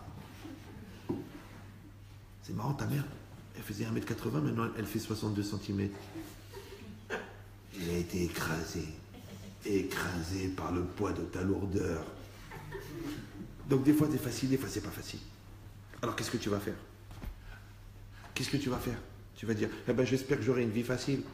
Non. Tu vas dire, moi je fais de la musculation. Et si la vie elle est facile, ça sera bien. Et si elle n'est pas facile, de toute façon c'est pas grave, j'ai fait de la musculation. Et moi, j'ai travaillé mes midotes. Et si j'ai une femme extraordinaire, ça va être le folie. Et si j'ai pas une femme extraordinaire, de toute façon, j'ai travaillé mes midotes. C'est ça le truc. Ça va? Voilà. C'est exactement le contraire qui s'est passé. Ouais. Eux, ils étaient en stress, ils étaient en panique, ils étaient en angoisse, ils étaient en peur, ils étaient en immaturité. Donc, ils ont dit, on va l'explorateur. Hachem, il a dit, moi, je ne veux pas les envoyer. Pourquoi? Parce qu'il sait que les explorateurs, ils ne vont pas trouver ce qu'ils vont trouver. Ils vont trouver ce qu'ils vont chercher. Et effectivement, ils ont été. Et ils ont vu que dans les villes où ils arrivaient, il y avait des enterrements tous les jours. Alors ils ont dit quoi? C'est ça, cette terre-là, il y a des morts partout. Alors qu'en fait, Hachem, il avait organisé que les grands de la ville, ils mouraient. Comme ça, il y avait des enterrements. Comme les enterrements, la ville, elle était toute mélangée parce qu'il y avait des gens de toutes les autres villes qui venaient. Donc on ne voyait pas qui étaient les étrangers. Mais quand tu arrives dans un village de Corrèze, s'il n'y a pas d'événement, ben quand tu arrives, tout le monde te regarde. Il sait qui ceux-là? Donc Hachem, il a organisé les enterrements pour pas qu'on les reconnaisse. Eux, qu'est-ce qu'ils ont vu? Ils ont vu que c'est une terre qui tue ses habitants. Ouais. Ils ont vu des fruits extraordinaires, des fruits énormes. Vous savez que la Gemara dans Sota, elle raconte que les explorateurs, ils sont revenus avec une grappe de raisin pour montrer les exemples de la terre. Maintenant, cette grappe, elle faisait 8 tonnes. Chaque grappe pesait 150 kilos. Avec cette grappe, ils ont eu du vin pour faire les libations sur le misbéach, sur l'autel, dans le désert pendant 40 ans, avec une grappe. Imagine la tronche de la grappe. Mais si tu as envisagé la taille de la grappe, qu'il fallait 8 personnes pour la porter, imagine la taille de la vigne. Le Midrash, il dit qu'à un moment, les explorateurs, ils ont rencontré des géants, ils se sont cachés dans une caverne. Ils ont attendu que les géants passent. Et quand les géants sont partis, ils sont sortis de la caverne. Et en s'éloignant de la caverne, ils se sont retournés, ils ont vu que c'était une épluchure de grenade. Je sais ce que vous allez dire. Ah, ça, c'est genre des légendes. C'est pour faire rêver les enfants. C'est parce qu'à l'époque, il n'y avait pas de dessin animé. Non. Le Midrash, quand il exagère, il te dit qu'il exagère. Mais quand il n'exagère pas, il n'exagère pas. C'est ce qu'elle dit la Gemara dans Sota. Elle dit depuis la perte du temple, du Beth Amikdash, tous les jours, la terre d'Israël, elle baisse d'un niveau. Donc c'est vrai qu'ils sont arrivés dans une terre incroyable. Mais malheureusement, à cause des Avérotes, tous les jours, ça baisse, ça baisse, ça baisse, ça baisse. Mais la terre d'Israël n'est pas une terre normale. C'est une terre spirituelle. Vous savez que quand ils ont rendu... par exemple, moi j'ai des gens qui étaient à Gush Katif. Ils m'ont raconté que là-bas, tout poussait. Mais c'était du sable. C'était même pas de la terre. Ouais, ils mettaient des graines, ça poussait. Des graines, ça poussait. Des graines, ça poussait. Un gars qui était là-bas, maintenant il habite à Montpellier, m'a raconté, devant sa maison, il avait un truc de sable. Alors, son copain, il avait une pelouse de fou. Il a dit, mais comment tu as fait pour avoir cette pelouse? Alors, qu'est-ce qu'il a fait, le gars? Il a pris une motte de terre, une motte d'herbe de chez lui, il l'a jetée. Il a dit, vas-y, jette-la par terre. Il l'a jetée par terre. Il a attendu une semaine. Il a dit, arrose. Elle a poussé, elle a poussé, elle a poussé. Et le mec, au bout de 6 semaines, il s'est retrouvé avec une pelouse. Et tous les jours, il passait la tondeuse tellement elle poussait vite. Il n'y avait rien qui poussait. Ils ont fait des fruits, ils ont fait des fruits, ils ont fait des légumes, ils ont fait des trélois. Écoute bien. Quand on les a foutus dehors, ouais, ils ont tout détruit. Vous le savez ça, les Palestiniens. Mais il y avait des Palestiniens malins. Qu'est-ce qu'ils ont fait? Ils ont gardé les serres. Ouais. Et quand les Israéliens sont partis, ils ont dit on va reprendre le business. Mais il n'y a plus rien qui poussait. C'est ce qu'ils ont fait. Ils ont amené des spécialistes, des ingénieurs agronomes, je ne sais pas quoi, de Hollande, spécialisés dans les légumineuses, ils n'arrivaient pas. Ils ont dit on ne sait pas pourquoi ça ne pousse pas. Mais dis-moi, ça ne pousse pas parce que celui qui est censé en profiter, il n'est pas là. Il est parti. On ne fait pas un spectacle quand le théâtre il est fermé. C'est pas une terre normale. Vous comprenez ce que je dis ou... C'est pas une terre normale. Parce que c'est une terre miraculeuse. C'est la terre de la Shekhinah. Donc qu'est-ce qui se passe ici? Hachem, il leur a dit, c'est cette terre-là. Elle est extraordinaire, elle est bonne, elle est bien. Je vous ai fait sortir de la pauvreté d'Égypte pour vous donner une terre de lait et de miel. Et vous, qu'est-ce que vous dites? Vous dites, ouais, mais on va la faire expertiser, on va voir si elle est bien, on va voir si c'est dangereux. Eh bien, ils ont envoyé les explorateurs. Les explorateurs ont vu que c'était pas bien. Ils sont venus, ils ont dit au Béné Israël, voilà, c'est une terre de géants, c'est une terre où tout le monde meurt, c'est une terre où les fruits sont tellement énormes qu'on ne peut même pas les utiliser. Ah bon? Alors les Béné Israël ont eu peur. Ils ont pleuré toute la nuit. C'était quoi cette nuit-là? C'était Tisha B'Av. C'était le 9 Av. D'accord? Hachem, il a dit, vous avez pleuré pour rien? Dans cette nuit-là, tous les grands malheurs d'Israël, ils sont arrivés le 9 Av. Les 2 temples, ils ont été détruits le 9 Av. Ouais, la Shoah, les trucs, tout, c'est incalculable, tout le nombre de malheurs qui sont arrivés cette nuit-là. Ouais, dans toutes les générations. Donc ça veut dire quoi?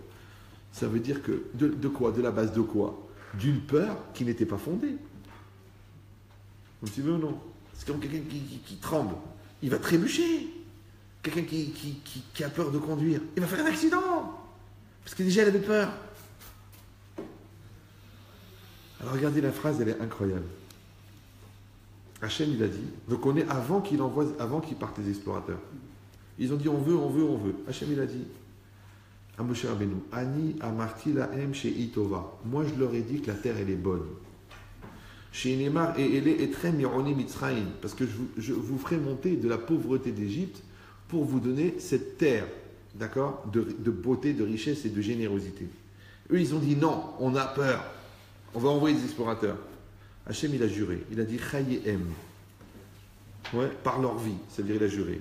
Chez Ani noten lahem makom letarout bedivre ameraglim, que je vais leur donner un lieu pour se tromper, c'est-à-dire une opportunité de se tromper dans les paroles des explorateurs, les ma'an lo irashua, afin qu'ils ne l'héritent pas. Vous me suivez ou non? Donc maintenant écoutez bien, réfléchissez bien.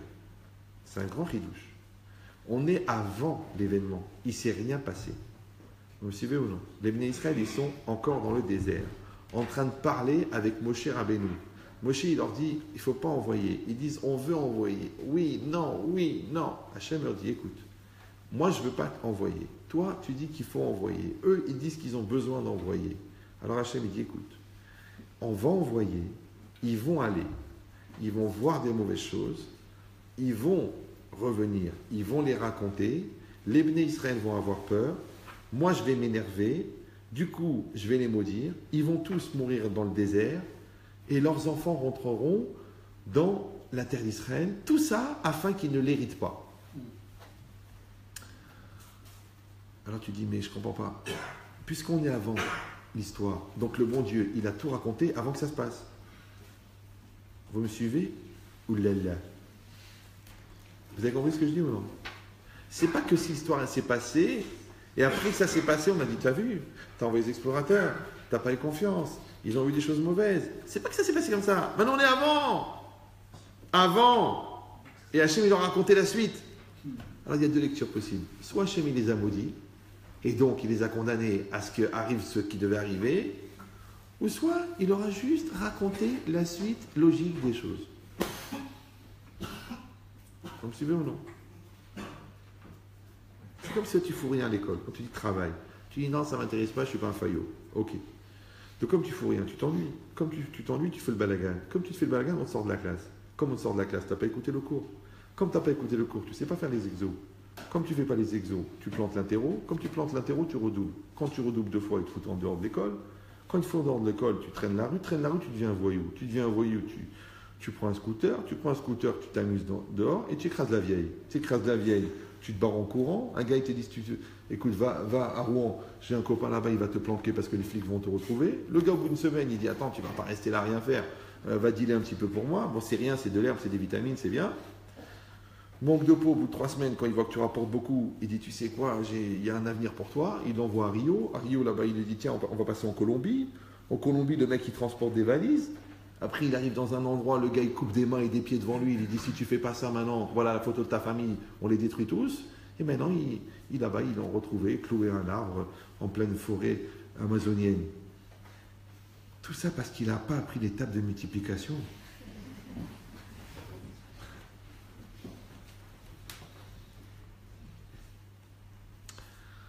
En français, ça s'appelle la suite logique des choses. Maintenant, quelqu'un qui n'a pas la suite logique des choses, parce qu'il a une fragilité mentale ou parce qu'il a un cerveau limité, c'est pas de sa faute. Hachem, il protège les gens qui ne peuvent pas se protéger.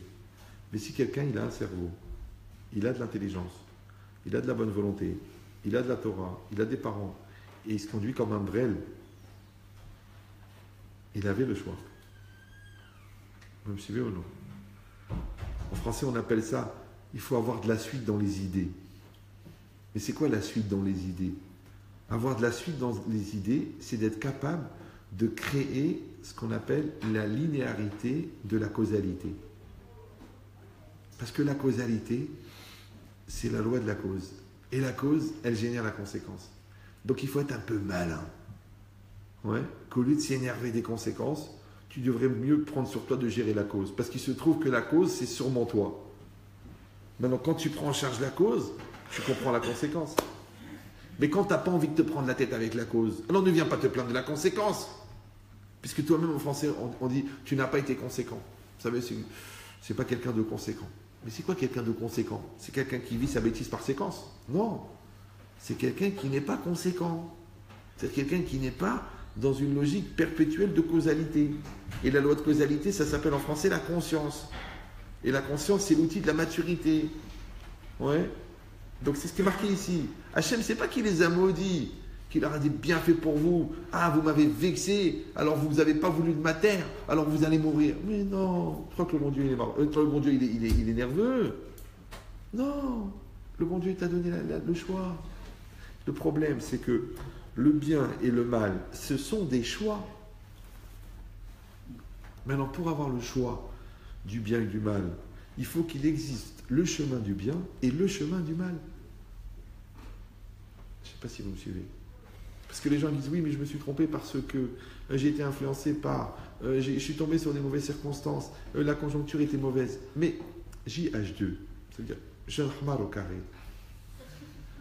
Mais je t'ai dit tout à l'heure que la réalité, elle est aux trois quarts la projection de ce que tu penses. D'accord? Que si tu as peur, tu génères un truc qui te fait peur. Mais à part ça, que quand à l'intérieur de toi, tu as le choix A et le choix B, pour que ta liberté puisse s'accomplir à 100%, il faut que la réalité de développement du choix A existe et la réalité de développement du choix B existe. C'est-à-dire que si tu veux, par exemple, si tu veux lâcher la Torah, il faut qu'on te donne une philosophie intelligente, une science intelligente. D'accord? Maintenant, si tu veux comprendre la beauté de la Torah, il faut que tu vois la force et la puissance de la Torah. Maintenant, si tu as une Torah bidon et une science puissante, c'est normal que tu n'arrives pas à croire dans la Torah. Et dans toute la vie, c'est pareil. Tu dois faire le choix entre le superficiel et l'essentiel. Maintenant, si toi, tu n'as pas développé chez toi la perception de l'essentialité, c'est normal que tu vas être attiré vers la superficialité. Ça va? Si tu n'as pas développé ton intériorité, c'est normal que tu n'arrives pas à voir l'intériorité des choses et des gens. Parce que tu n'as pas la perception de l'intériorité. Toujours je donne cet exemple. Quand vous prenez un CD, vous le mettez dans un lecteur CD qui est dans un ordinateur. Ça vous parle encore, oui? Maintenant, qu'est-ce qui se passe? Tout de suite, ça fait... Et après, vous voyez un truc qui apparaît, une icône qui apparaît sur l'écran, et on vous dit lecture. Et hop, ça lit. Maintenant, pourquoi le CD provoque cette réaction sur l'écran? Parce que l'écran, ça n'est que la représentativité de ce qui se passe dans la tour. Et la tour, elle est équipée pour lire le CD. Ça va? Voilà. On appelle en français la compatibilité. Maintenant, si je prends un gigot de bœuf, je branche dessus l'écran et je branche le lecteur de disquette, de CD, et je branche la souris et le clavier. Et je taille une fente comme ça dans le gigot. Et j'enfonce le CD dedans. Est-ce qu'il y a un truc qui va apparaître sur l'écran? Vous allez dire, il a fumé ou quoi? Mais pourquoi pas? Pourquoi pas au fond? D'abord, les futurs ordinateurs, ils seront biologiques, sur le modèle du cerveau. Et deuxièmement, avec 1 giga, tu arrives à lire un CD, alors avec 1 gigot, ça fait plusieurs gigas, non? Tu dis non, parce que la chair du gigot, elle est pas adaptée pour lire le CD. Vous me suivez ou non? Donc quand tu donnes des choses intelligentes à un imbécile, il n'est pas équipé, donc il ne comprend rien. Quand tu donnes des choses fines à quelqu'un de grossier, il n'est pas équipé, donc il ne ressent rien. Parce que tu as mis un CD dans un gigot.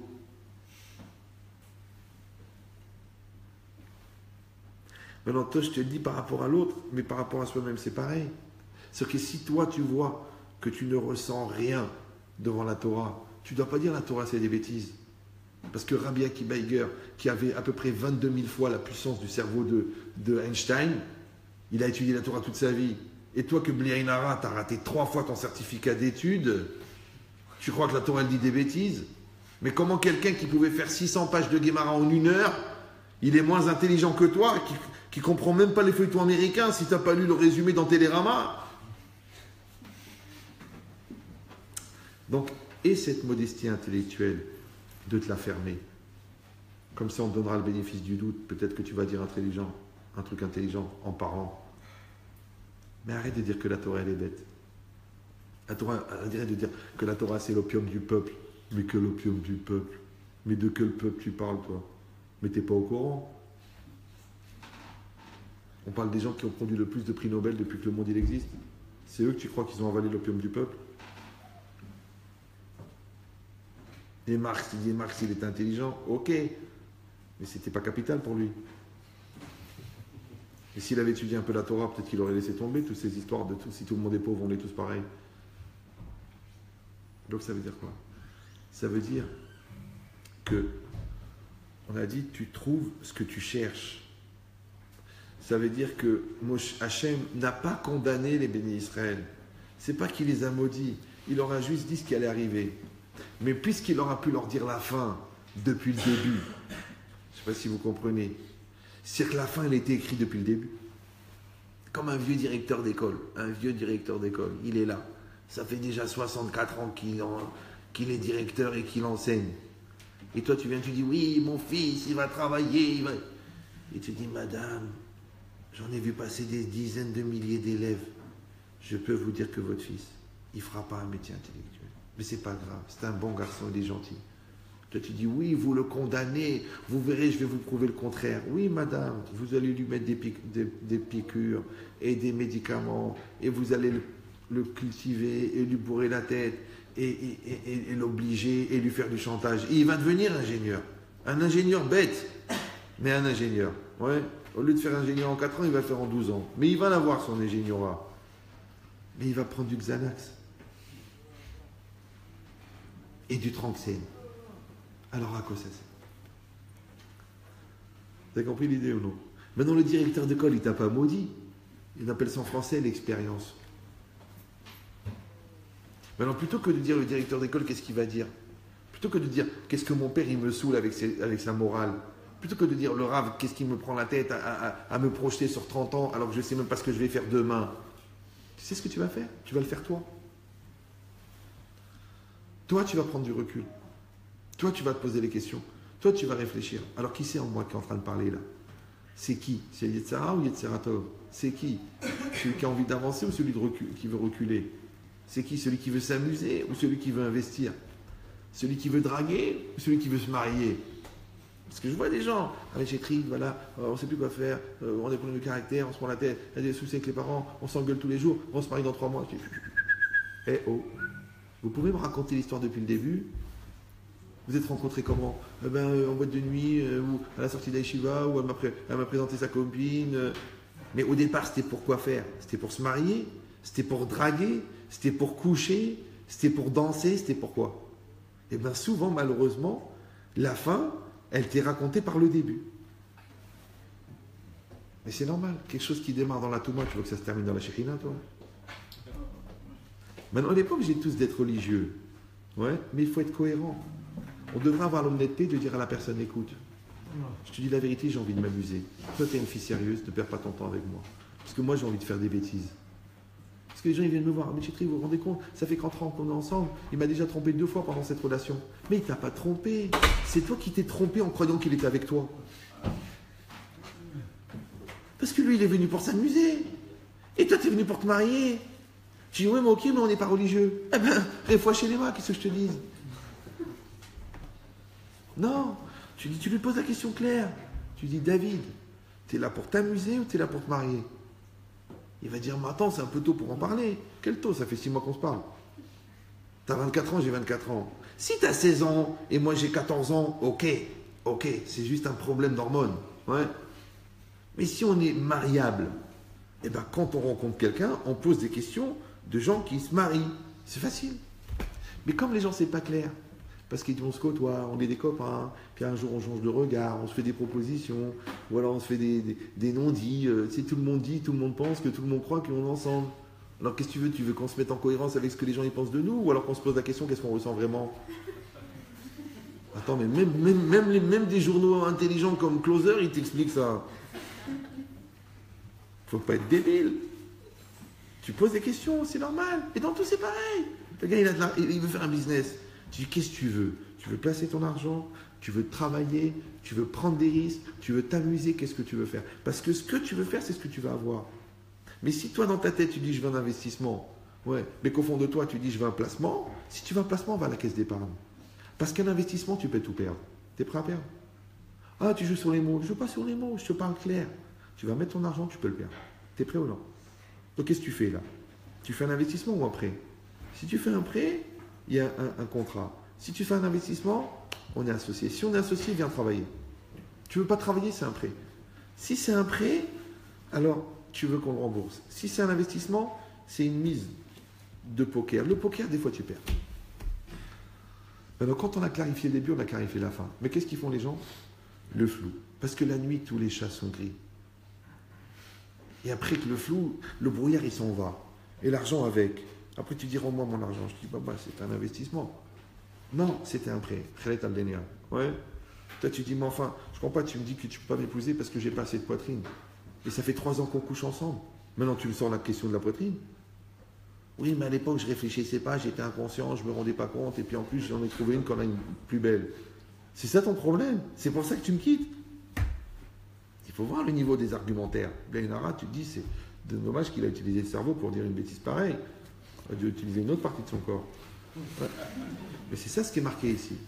Qu'au fond, la personne, elle doit savoir, et je m'excuse, hein, je suis un peu violent, mais c'est la vérité, c'est que l'histoire, elle est terminée depuis le départ. Maintenant, comme elle peut être terminée dans le bien, malheureusement, elle peut être terminée dans le mal. Vous me suivez ou non? Maintenant, si tu connais qu'elle est terminée depuis le départ dans le mal, c'est idiot. Alors, viens qu'elle soit terminée depuis le début dans le bien. Et ben, tu sais comment on appelle quand c'est terminé dans le bien depuis le départ? Vous savez comment on appelle ça en français? Terminé dans le bien depuis le départ. Comment on dit ça en français? Déterminé. Déterminé. C'est ça, déterminé. Déterminé, c'est-à-dire tu sais que ça va se terminer bien, parce que tu es déterminé. Tu es déjà terminé. Vous me suivez ou non? De toute façon, l'argent, je le rendrai. De toute façon, moi, ce mariage, je l'assumerai. De toute façon, l'enfant, je vais le garder. De toute façon, le business, je vais le finir, je vais tout payer. C'est comme ça. Si je gagne, je gagne. Si je perds, je paye tout le monde. Mais si depuis le départ, tu dis, bon, tu sais, on joue. Des fois, on joue, des fois, on perd. Mais c'est ça, un voleur. Mais moi, je suis un fournisseur. Moi, je ne suis pas ton copain. Moi, je suis un fournisseur. Tu as pris la marchandise. La veille du jour où tu as déposé le bilan, on vient, on ne trouve pas la marchandise. Qu'est-ce que tu me dis? Tu me dis, le business n'a pas marché. Ah ben, il n'a pas marché, rends-moi la marchandise, il n'y en a plus. Ah ben, tu verras avec le syndic. Tu verras avec le tribunal. Mais quel tribunal? Tu es venu dans mes yeux, tu m'as regardé. Tu me dis, je veux 100 000 euros de marchandise. Je t'ai fait livrer sur la confiance. Tu es religieux, je suis religieux. Tu es juif, je suis juif. J'ai des enfants, tu as des enfants. Tu me fais ça, moi? Tu me plantes la boîte parce que tu es fou. Tu prends de la coke et tu vas à Deauville jouer des millions sur ma tête. Mais tu dors la nuit, toi? Je ne regrette pas de m'être fait rouler par un brel. Je regrette de ne pas être rendu compte avant que tu étais un tordu. Vous avez compris ou non? C'est ça l'idée. Ça veut dire qu'ici, c'est marqué que ne crois pas que tu t'es planté parce qu'on t'a planté. Parce que quand tu n'as pas décidé de réussir, tu as un peu décidé de te planter, et après les moyens pour y arriver, on va te les donner. Parce que Natati m'a comme les taroutes. J'ai donné un endroit pour se tromper. Vous me suivez ou non? C'est que l'escroqué, il rencontre un escroc. Il y a une épreuve pour l'escroc d'escroquer, mais il y a une épreuve pour l'escroqué de se faire escroquer. S'il croit en Dieu. S'il ne croit pas en Dieu, il vaut mieux qu'ils habitent un étage élevé. Toi, c'est pareil. Il te fait des promesses. Je t'aime et je t'aimerai. Tu seras la mère de mes enfants. On vivra ensemble. Nous vivrons tous les deux. Tu ne touches pas la marchandise. Rien. Tout reste emballé. Tant qu'on n'a pas passé à Ketouva. Toi, tu dis, ah, ça va, il m'a dit qu'il m'aimait. Il m'a dit, ah, ben, il a besoin de tendresse. Et puis, on n'est pas tellement religieux. Mais un gars qui mange gratuit pendant des années, tu crois qu'il va demander l'addition? Tu es atteint d'une grave maladie qui s'appelle la NIA. faut se soigner. Tu lâches rien. La marchandise, elle sort pas de l'entrepôt. Tu viens avec mes parents, la roupa, tes parents, la soirée, l'actuva, la nida, le mikvé, la bague, les fiançailles. Et après, si Dieu veut, tous les deux, on va s'éclater. Mais d'ici là, wallo de chez rien. Tu dis, je vais mourir. Tu ne mourras pas. Tu m'aimeras encore plus.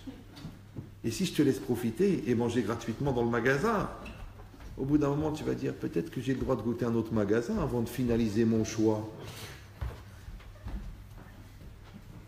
Tu touches rien. Que dalle. Même pas un doigt. Rien. Rien. Et ouais, quand même, rien. Et tu verras que bizarrement, moins il mange, plus il se respecte. C'est comme ça. Et c'est ça le problème. Parce que le gratuit, on s'en lasse. Et le payant, on l'apprécie. Et le cher, on le loue. Donc tu fais cette logique-là. Tu dis, tu veux te marier avec moi? Il y a des règles. Tu veux faire un business avec moi? Il y a des règles. Tu veux rentrer dans ma famille? Il y a des règles. Tu veux évoluer dans la Torah? Il y a des règles. Tu veux devenir un tzaddik? Il y a des règles. Mais si toi tu veux pas les règles, tu veux pas les engagements, tu veux pas réfléchir, tu veux pas te construire, alors ne viens pas pleurer chez moi. Oui, vous la connaissez pas, elle me rend folle, il est fou, j'ai épousé un malade, elle m'a embrouillé, il m'a pris ça, il m'a fait ça. Mais qu'est-ce que tu crois toi? Mais qu'est-ce que tu crois? Tu plantes des roses, il pousse des roses. Tu plantes des orties, il pousse des orties. Tu te plantes, il pousse rien. Donc au lieu de te plaindre de ce qui pousse, plains-toi de ce que tu as planté. Alors chaque jour tu plantes. Vous me suivez ou non? Là tu plantes de l'honnêteté, là tu plantes de la kedusha, là tu plantes une bonne prière, là tu plantes une bonne étude de la Torah, là tu plantes une bonne sédaka avec le cœur, et là tu prépares bien le repas avec amour, et là tu ranges la maison comme il faut, et là tu aides ta femme à porter les sacs, et là tu expliques à ton fils les maths, et là tu expliques la Mishnah aux voisins, et là tu invites le cousin pour le Shabbat. Chaque chose que tu fais, c'est un investissement. Chaque chose, chaque geste, ouais, et tu es en fait de tracer ton chemin. Donc en fait, tu es en train d'aller en Eretz Israël. Ou non, tu veux rester dans le désert. Après tu dis, oui, on a tourné en rond, je ne sais pas vraiment ce que je fais, j'ai fait 2 ans de droit, 1 an de médecine, 1 an de pharmacie, 1 an de force de vente, 1 an de... En fait, tu tournes dans le désert. Tu dis 2 ans avec David, 1 an avec Malik, 1 an... Je dis, mais décide-toi. Ouais. Ils me disent 6 ans, 7 ans, 4 ans. Je dis, pourquoi vous n'êtes pas mariés? Ah ben oui, mais moi je ne veux pas le pousser, je veux que ça vienne de lui. Comment ça vient de lui? Alors si ça vient de lui, ne touche rien. Ah, ça vient pas de lui, alors ne touche rien. Ça vient de lui, on va la pas, c'est fini. Toute la vie c'est pareil. Tu veux dealer ou non? Arrête de parler pour rien. Tu as 50 000 ou non? Voilà, il faut 100 000. Moi j'ai 50. T'as les 50? Ah non, tu sais, en ce moment c'est pas évident. Tiens, tu pourrais pas me les avancer. Alors qu'est-ce que tu fous là, toi? Dégagez. Allez, va laver les verres, va. Tu veux faire un deal à 100 000, il faut 50 000.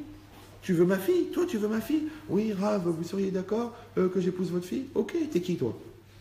Moi? Ah ben moi, grâce à Dieu, l'Ainara, Baruch Hashem, et Baruch Hashem, allez, amène-moi. Comment dit Shiva? Comment t'as fait l'année? Comment il marche ton cerveau? Est-ce que t'as passé ton bac? T'as fait ton truc? T'es bac plus 19? T'étudies la nuit? Tu te purifies? T'as des pensées positives? T'es intelligent? T'es investi? T'es mature? Tu vas assumer? Je t'écoute, mon fils. Attends avant que je te tue. Je veux dire...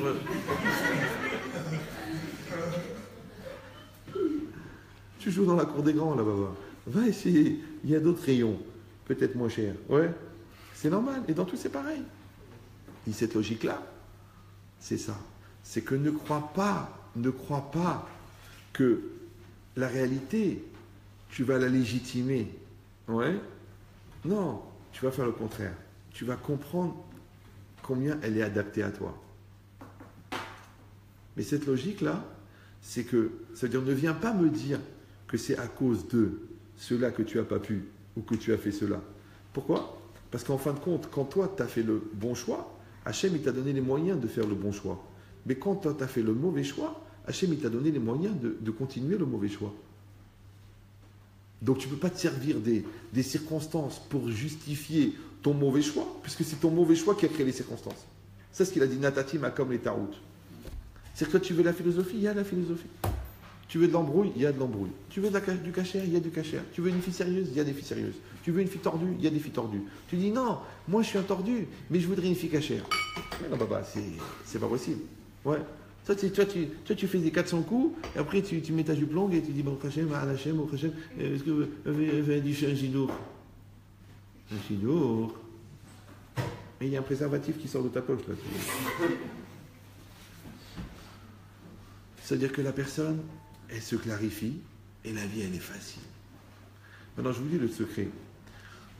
L'inconscience, ça peut durer des années, mais on ne sent pas le temps qui passe. Mais la conscience, ça se joue en secondes. C'est-à-dire qu'en une seconde, la personne, elle peut changer. Elle peut dire, je ne suis pas cette personne-là. Elle peut dire, ce n'est pas cette vie que je veux. Elle peut dire, j'ai un grand projet. Elle peut dire, je vais devenir quelqu'un de grand. C'est ça la force. L'inconscience, tu sais, quand tu dors, des fois tu crois que tu as dormi 5 minutes, tu as dormi 5 heures. Parce que quand tu es inconscient, tu ne sens pas les temps qui passent. Mais si tu peux avoir de l'hyper-inconscience, qui fait que tu perds la conscience du temps, tu peux avoir de l'hyper-conscience, qui fait que tu peux faire très très vite des choses qui prennent du temps. Ça veut dire que la prise de conscience est un accélérateur de maturité. Donc si on peut perdre beaucoup de temps par l'inconscience, on peut rattraper beaucoup de temps par la conscience. Donc plus tu vas augmenter ton niveau de conscience, plus tu peux rattraper des années d'erreur, des années d'inconscience. Vous me suivez ou non? Parce que quand tu vas apprendre à lire au CP, ça prend 1 an. Ouais, au CP, tu apprends Aleph, Aleph, Bet, Bet, Aleph, Kamat, A, Aleph, Bet. Mais quand tu as 25 ans que tu fais tchouva et que tu as grandi dans le Cantal, ouais, et on vient te dire, tu sais, il faudrait que tu parles hébreu maintenant que tu veux revenir à tes valeurs du judaïsme, il faudrait que tu apprennes à lire. Mais un adulte de 25 ans, combien de temps il met pour apprendre à lire? Il prend la massorette avec la phonétique, alors il dit A, ba, da, ga, a, ba,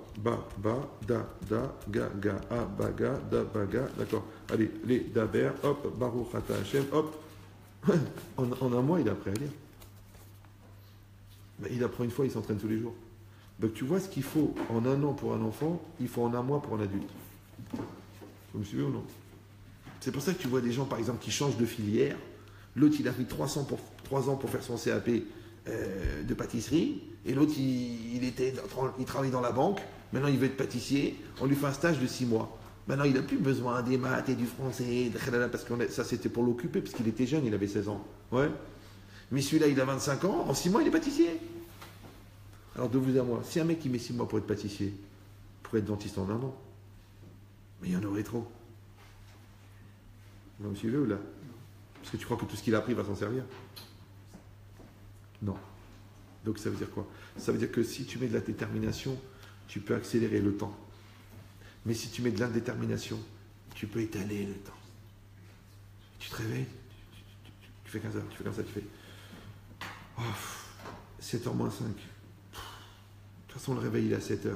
Tu t'endors, tu te réveilles, 11h moins quart. 11h moins quart. Oh, de toute façon, ça ne sert à rien. Ça fait rien, je me lève à 11h et j'irai étudier pour faire Mincha. Tu t'endors, 9h30, 21h30. Tu dis, c'est pas possible. Mais moi, je suis gentil, j'ai compté en heures. Tu sais qu'il y a des gens qui comptent en années. De temps en temps, ils se réveillent. 18 ans, le coma. Ils se réveillent. Qu'est-ce que je fais avec une femme pareille? Il se rendort. Il se réveille. À qui c'est tous ces gosses? C'est les tiens. Alors faites-moi plaisir. Ne vous endormez pas. Restez bien réveillés. Les yeux bien ouverts. Maintenant, tous les choix qu'on fait avec les yeux bien ouverts, c'est des bons choix. Pourquoi, encore une fois? Parce que tu vas les assumer. Tu as vu toutes ces qualités? Je suis fier de toi. Tu as vu tous ses défauts. Tu es OK. Ne me dis pas, elle n'a pas de défauts. Tu as vu les défauts. Tu as dit OK. Allez, va te marier, va. D'accord. Tu as vu que le magasin, il n'est pas cher. OK. Mais tu as vu qu'il est mal placé. Tu l'as vu. Comme il est mal placé, ça veut dire que tu sais qu'il va falloir faire plus de téléphone que s'il était bien placé. Ne viens pas me dire, attends, je ne vais pas passer ma journée au téléphone. Tu as compris? parce que tu payes 500 € de loyer, parce qu'il est mal placé. Tu dis non, j'ai pas envie de prendre le téléphone. Alors tu prends un loyer à 11 000 € en façade, Faubourg Saint-Honoré, et t'es bien là. Tu dis non, j'ai pas les moyens. Alors qu'est-ce que je te dis, reste chez Renault. C'est normal. Donc ça veut dire que tu sais, si tu as les yeux ouverts, que tu vas compenser les manques. Or, on a dit qu'un choix, quand il est assumé, il est bon. Donc les Bnei Israël ne sont pas arrivés dans une situation difficile. Les Bnei Israël n'ont pas été trompés. Les Bnei Israël n'ont pas été embrouillés. Les Bnei Israël, à ce moment-là, ont fait un mauvais choix. Pourquoi ils ont fait un mauvais choix? Parce qu'ils ne s'étaient pas préparés moralement et mentalement à rentrer dans une situation nouvelle qui s'appelle rentrer en Eretz Israël, rentrer dans l'âge adulte. Donc ce n'est pas la fac qui est dure. C'est toi qui es resté trop infantile. Ouais. Ce n'est pas le mariage qui est dur. C'est toi qui es resté trop égoïste. Ce n'est pas les enfants qui sont durs. C'est parce que toi, tu ne veux pas comprendre que leur seul défaut, c'est qu'ils te ressemblent. Et que tu n'es pas prêt à grandir. Ouais. Mais si tu rentres fort et déterminé et bien dans ta tête, mais tous les combats sont bons. Parce que le combat, il développe la combativité. Mais il faut l'écrire avec un M. Donc si vous comprenez ça, vous avez compris maintenant que l'enseignement qu'on a essayé de transmettre au Hachem, c'est que la lecture qu'on a de la vie, elle dépend entièrement de l'état d'esprit dans lequel on est au moment où on l'aborde. Et étant donné que pour être prêt à l'instant T, c'est pas l'instantanéité qui va faire de toi ce que tu es, c'est la préparation que tu vas faire. Donc comme aux échecs, essaie d'avoir toujours 2 ou 3 coups d'avance. Donc en fait, tu as préparé le baccalauréat toute l'année. Et tu as préparé le rendez-vous avec le client pendant 2 jours. Et tu as préparé ta demande d'augmentation pendant 1 mois. Et tu as préparé ton projet de business. Moi, toujours, je disais, à l'époque, quand j'étais jeune, 1000 idées, 100 projets, 10 de retenue, 1 d'appliqué. D'accord? Mais les gens, chaque idée, ils en font un projet. Après, ils s'étonnent qu'ils ont fait 19 dépôts de bilan en 3 ans. Non, 1000 idées. Tu as des idées, c'est facile, ça prend 3 secondes. Sur les 1000 idées qui sont super, tout le monde te dit ah, c'est normal, ils vont rien appliquer. T'en retiens 100. Sur les 100, t'en gardes 10 les meilleurs. Des trucs de fou, mais comment t'as une idée pareille? Et sur les 10 extraordinaires, t'en fais 1. Les gens ils te disent mais pourquoi t'en fais 1? Fais-en 3. Parce que la meilleure manière de planter les 2 premiers, c'est d'en faire un 3e. Qu'est-ce que tu as fait, tu crois? Tu crois que tu as bien choisi? Non. Tu as éliminé tous ceux qui sont dans l'absurdité, dans le rêve, dans la lourdeur, dans la flemme, dans l'insouciance, dans l'incohérence, dans le report de responsabilité, dans le fait que tu n'étais pas intéressé, dans le fait que tu l'avais... juste, ça t'a passé par la tête. Quand tu as éliminé tout ça, il reste celui que tu vas faire à 100%. Et celui que tu vas faire à 100%, tu vas le réussir. Voilà. Chazak ou Baruch. Bon, il est tard. Bonne continuation. Alors, on va dédier le cours pour tous les malades d'Israël et en particulier pour le Rav Chaim Tzvi Ben Sarah, pour Shmuel Eliaou Ben Suzanne Sarah, pour Myriam Bat Sarah, Nissim Ben Rivka, Michael Ben Vivian, Dina Bat Esther, Eliezer Yaakov Ben Yael, Shalom Ben Fortuné, Rosette Bataïcha, il faut dire Amen. Salomon Tanchman, Yaakov Ben Sipora, Myriam Bat Mesaouda. On fait un vite après le cours. Sassi Ben Bat Rachmona, Sassi Ben Rachmona, Avraham Shir Ben David. Amen. Netanel Ben Rivka. Amen. Yael Bat Simcha. Amen. Benjamin. Avraham Ben Gioula.